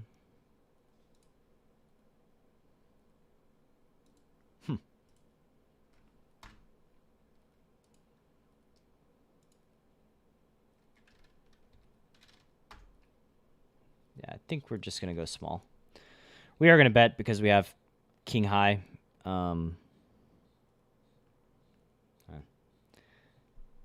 Clearly, jacks is, or nines is going to call no matter what we do, but I do want to bet with that combo, I think.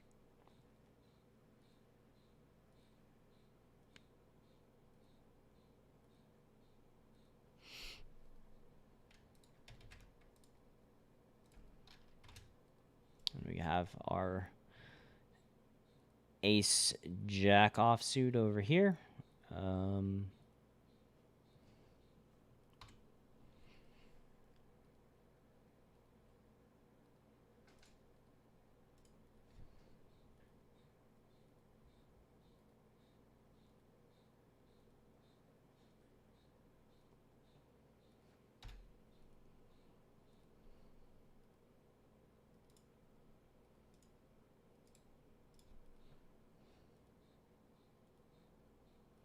And I think with the hand that we have, we're just going to go bet, bet, jam once the queen trips.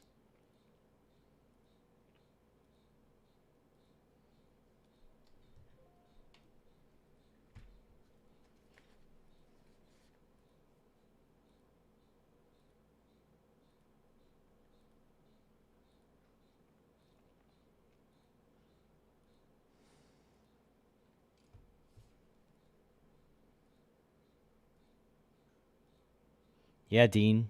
Grab Rangoon.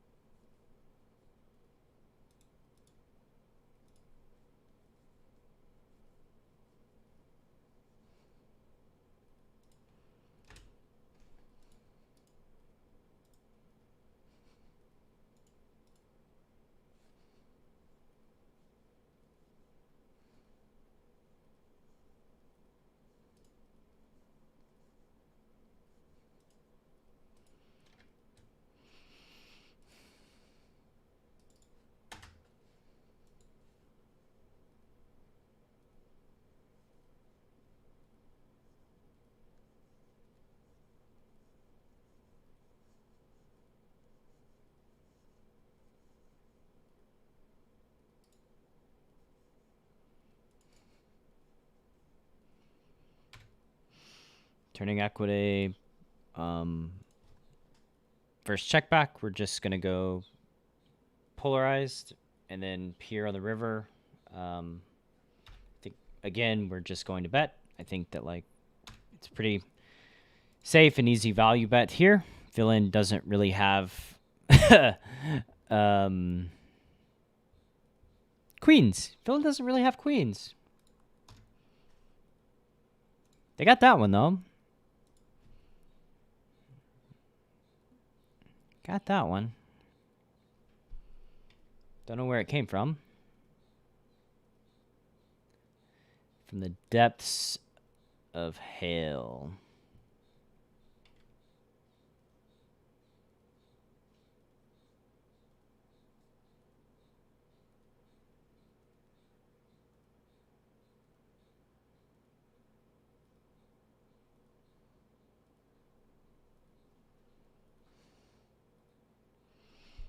That's nice.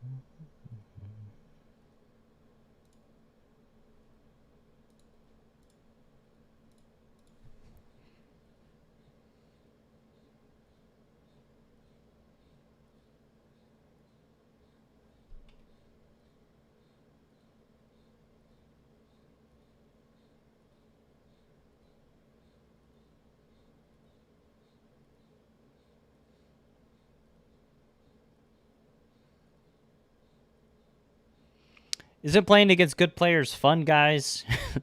Lots of folding, lots of dead air, dead space.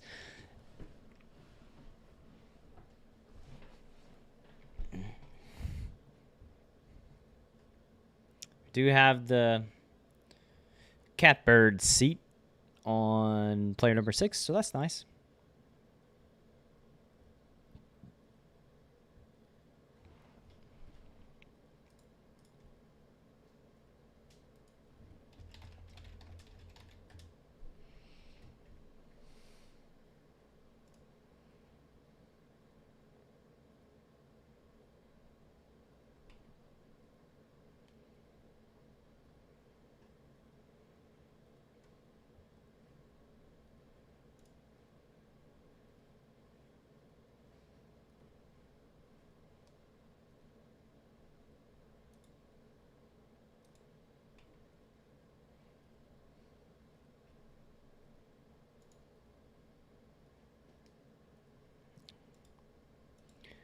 I guess there's a scenario where 6-7 off can be played if everybody folds and the 6 seat limps, and then I can limp.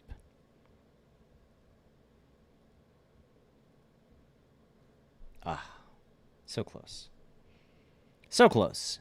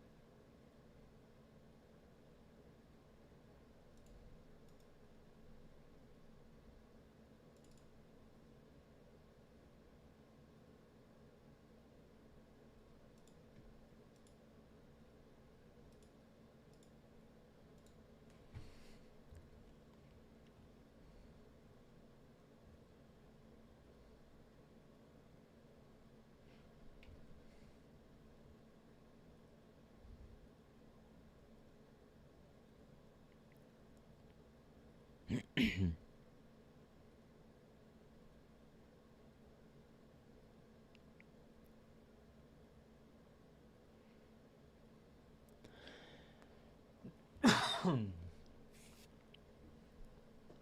boy.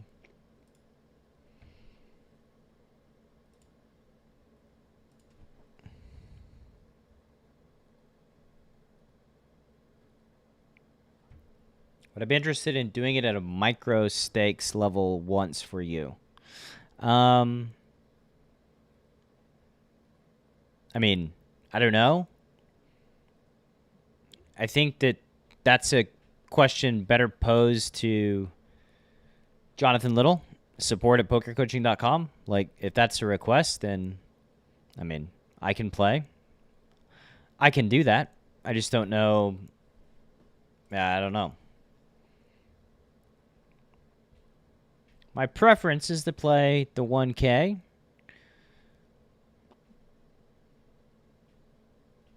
but if more of you tweet it at poker coaching or send emails to poker coaching, then like I'm sure it's a thing that like might could be done. Maybe it's a thing that can be done. I just hate this villain for 3-betting here. Like, oh fuck.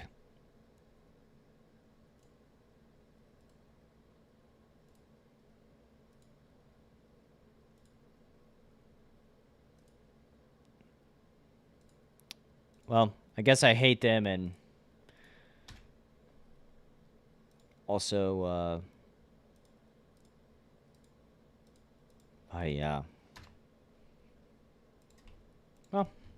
maybe I'm supposed to 4-bet this sometimes. I don't know. That was a total misclick, though. Total misclick. It's not the worst misclick I've ever made, though.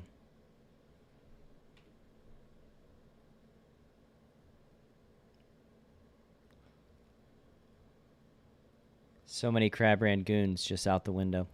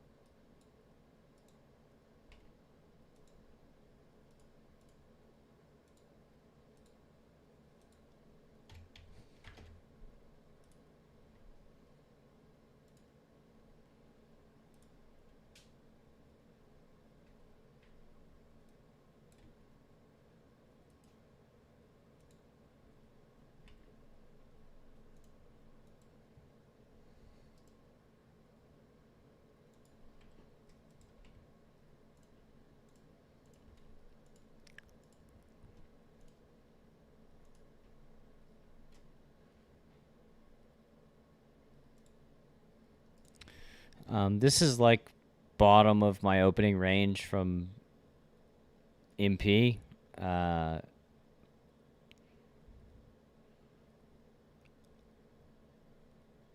do want to go out of my way to ISO the UTG limper, so yeah. So we just try to take the opportunity as it comes to us.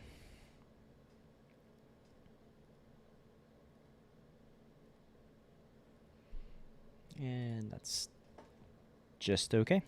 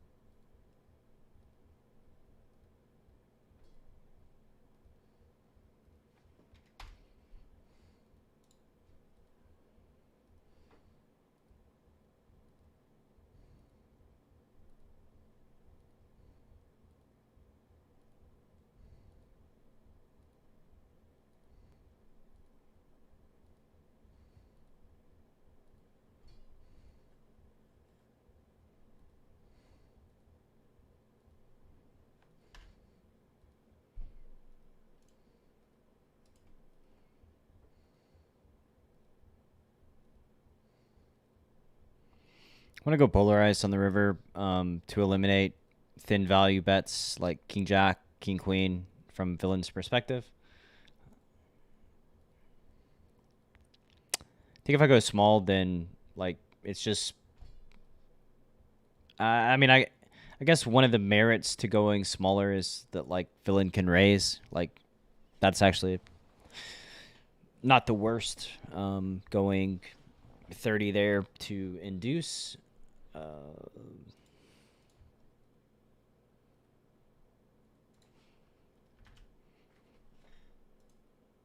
We got a family pot -1 over here.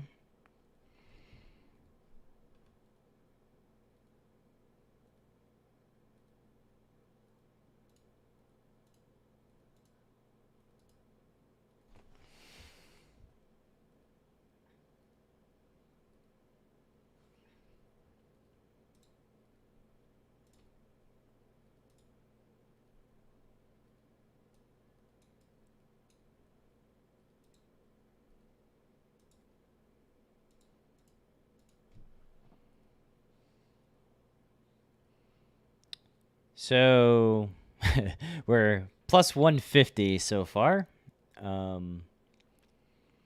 With about 15 minutes left to go. Guess I paid for dinner, so that's a thing.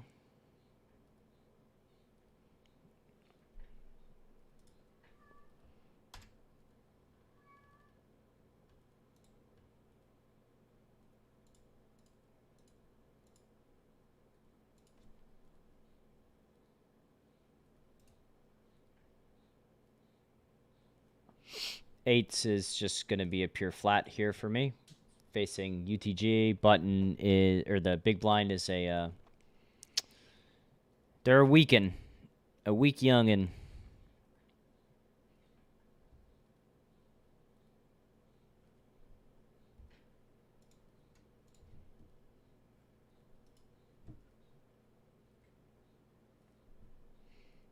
And this table didn't go so hot.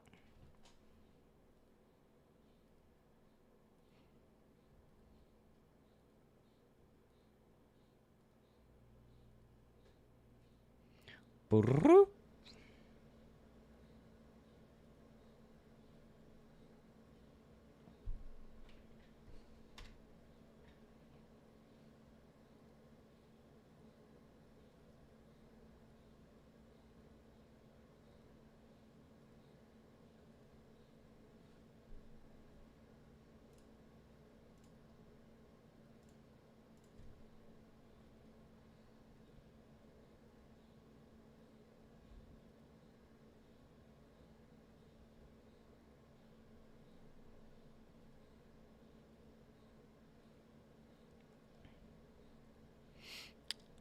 Pretty sure by calling a bet here, I get to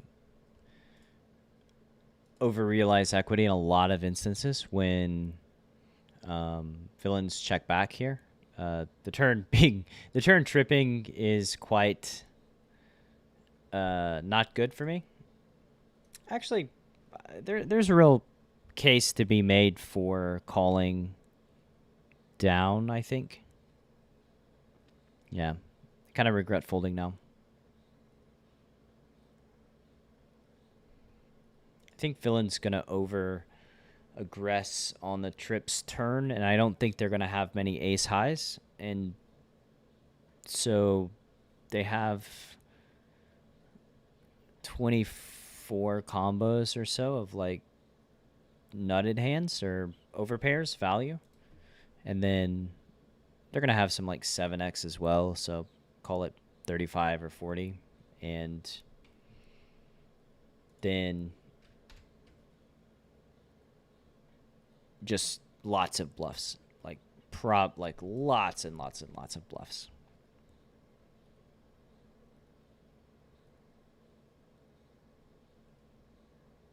So, kind of want to have that king 9 high back.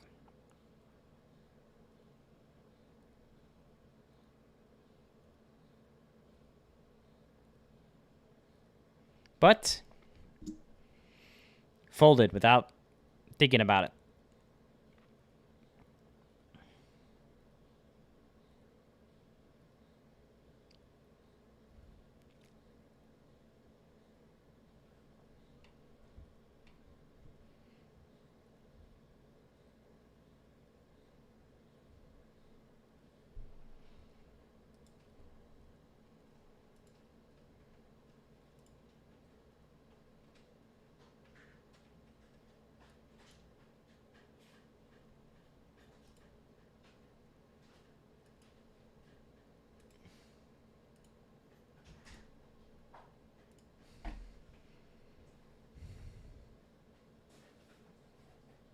Crab Rangoon's here, boys.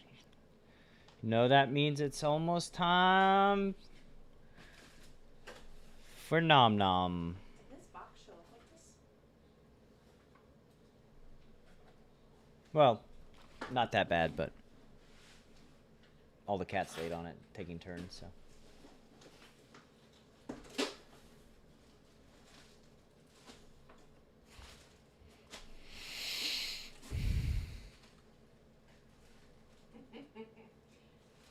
I get it now. There's catnip in these. It's a Kinder toy. They're trying to get in there.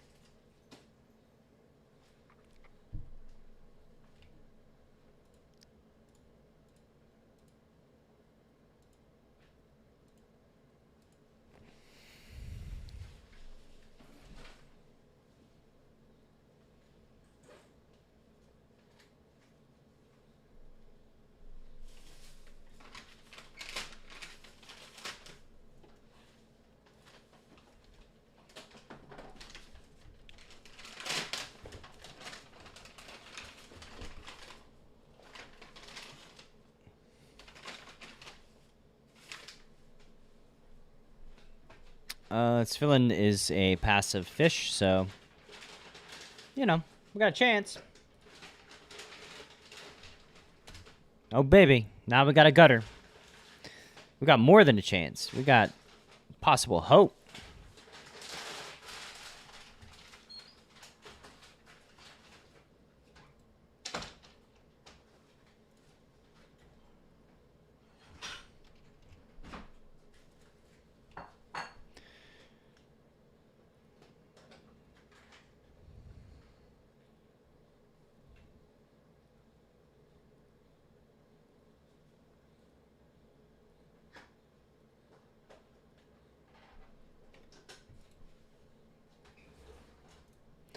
I think Villain's just going to be betting there a little bit more often than they should.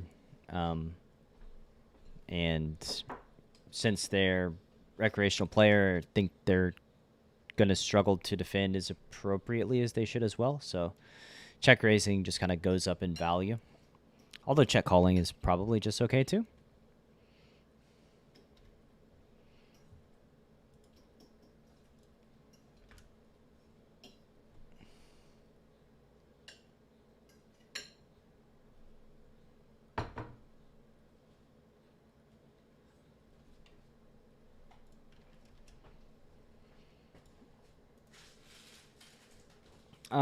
Really don't like my 25 here. I should have gone bigger.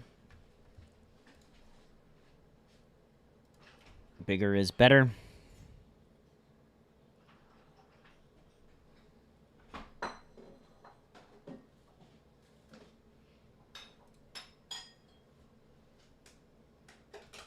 And here I will go bigger.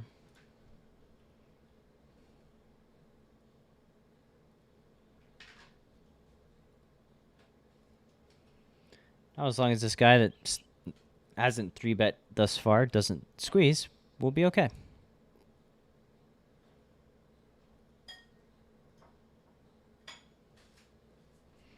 I've seen worse flops. I expect this bet to get called like almost always, or raised. Raising's fine too.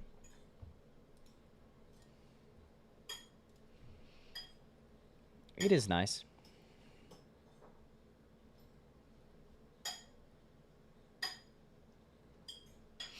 It just means that we're pretty much calling down always, and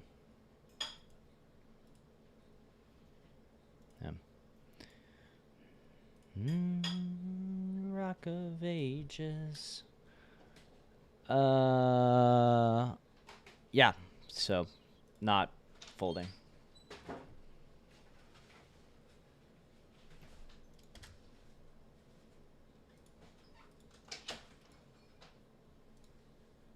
Good for us.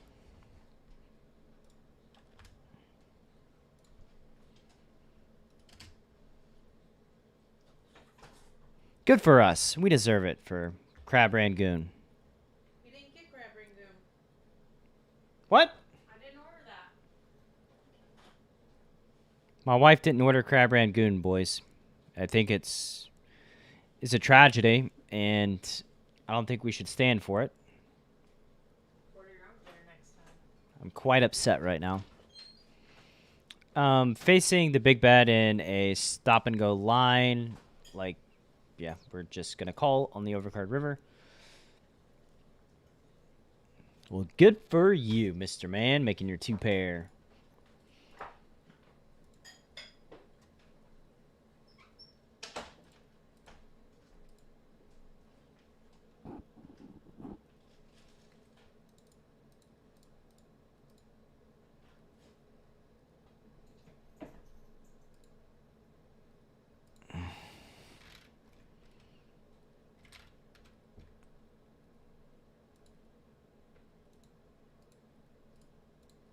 Just gonna go big, then go home.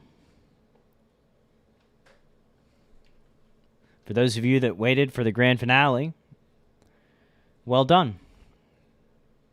I stacked one of El Fisho's. Are there really rec players playing 1K? Did you just see the 4-5 offsuit hand, sir? You didn't because you're back in time, but when you do, you'll see it.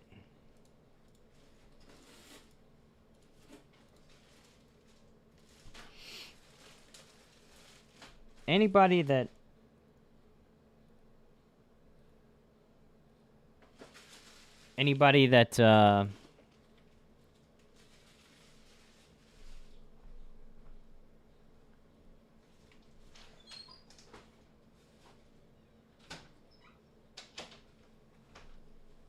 limps or calls the 3.5x open from the small blind with a 4 and a 5 of 2 different suits, they gonna be fish. They gonna be fish.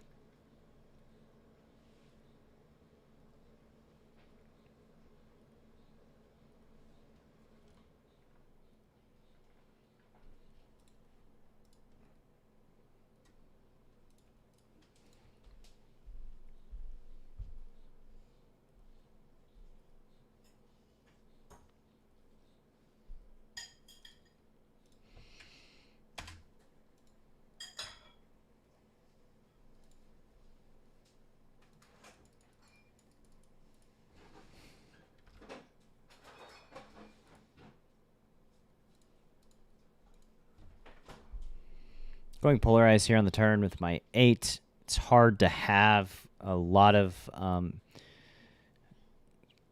bluffier type hands when I go polarized. Sort of strange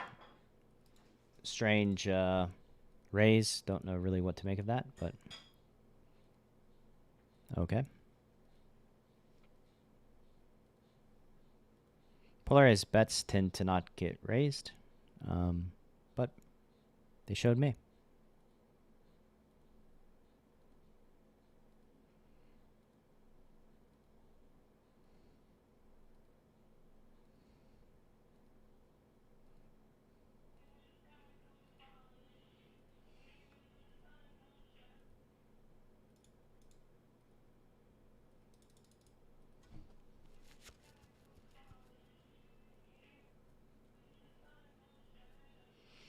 All right, I'm going to play to my blinds, and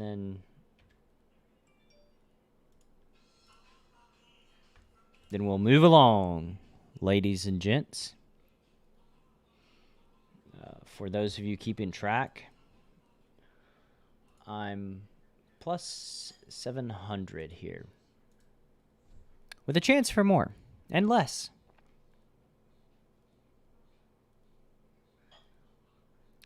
Chance for more, chance for less.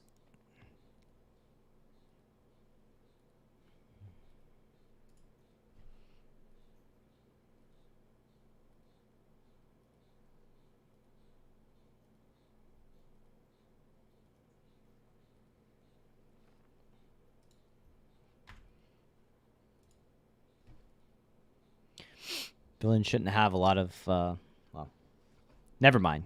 Doesn't matter. Doesn't matter what villain should or should not have.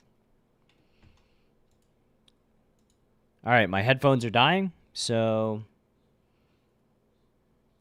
I think that's a good time to stop the stream. Thank y'all very much for watching. We got one more hand left. We got to play to our big blind.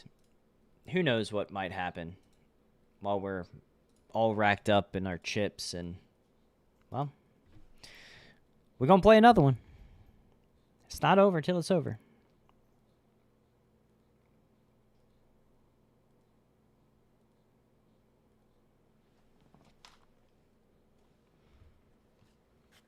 My headphones are dying. Thank y'all very much for watching along here. I'm Coach Brad Wilson, founder of the Chasing Poker Arenas podcast. If y'all enjoy podcasts and guests like Steve Zolotow, Patrick Leonard, that episode's dropping tomorrow. Patrick Howard, all those just very recently have been dropped. Let's see. Let's see how we do. Come on, Jack. Brutal. All right. Lost $140 right before we left. Thank y'all for watching. It's been fun. And I'll see y'all next month here on the Poker Coaching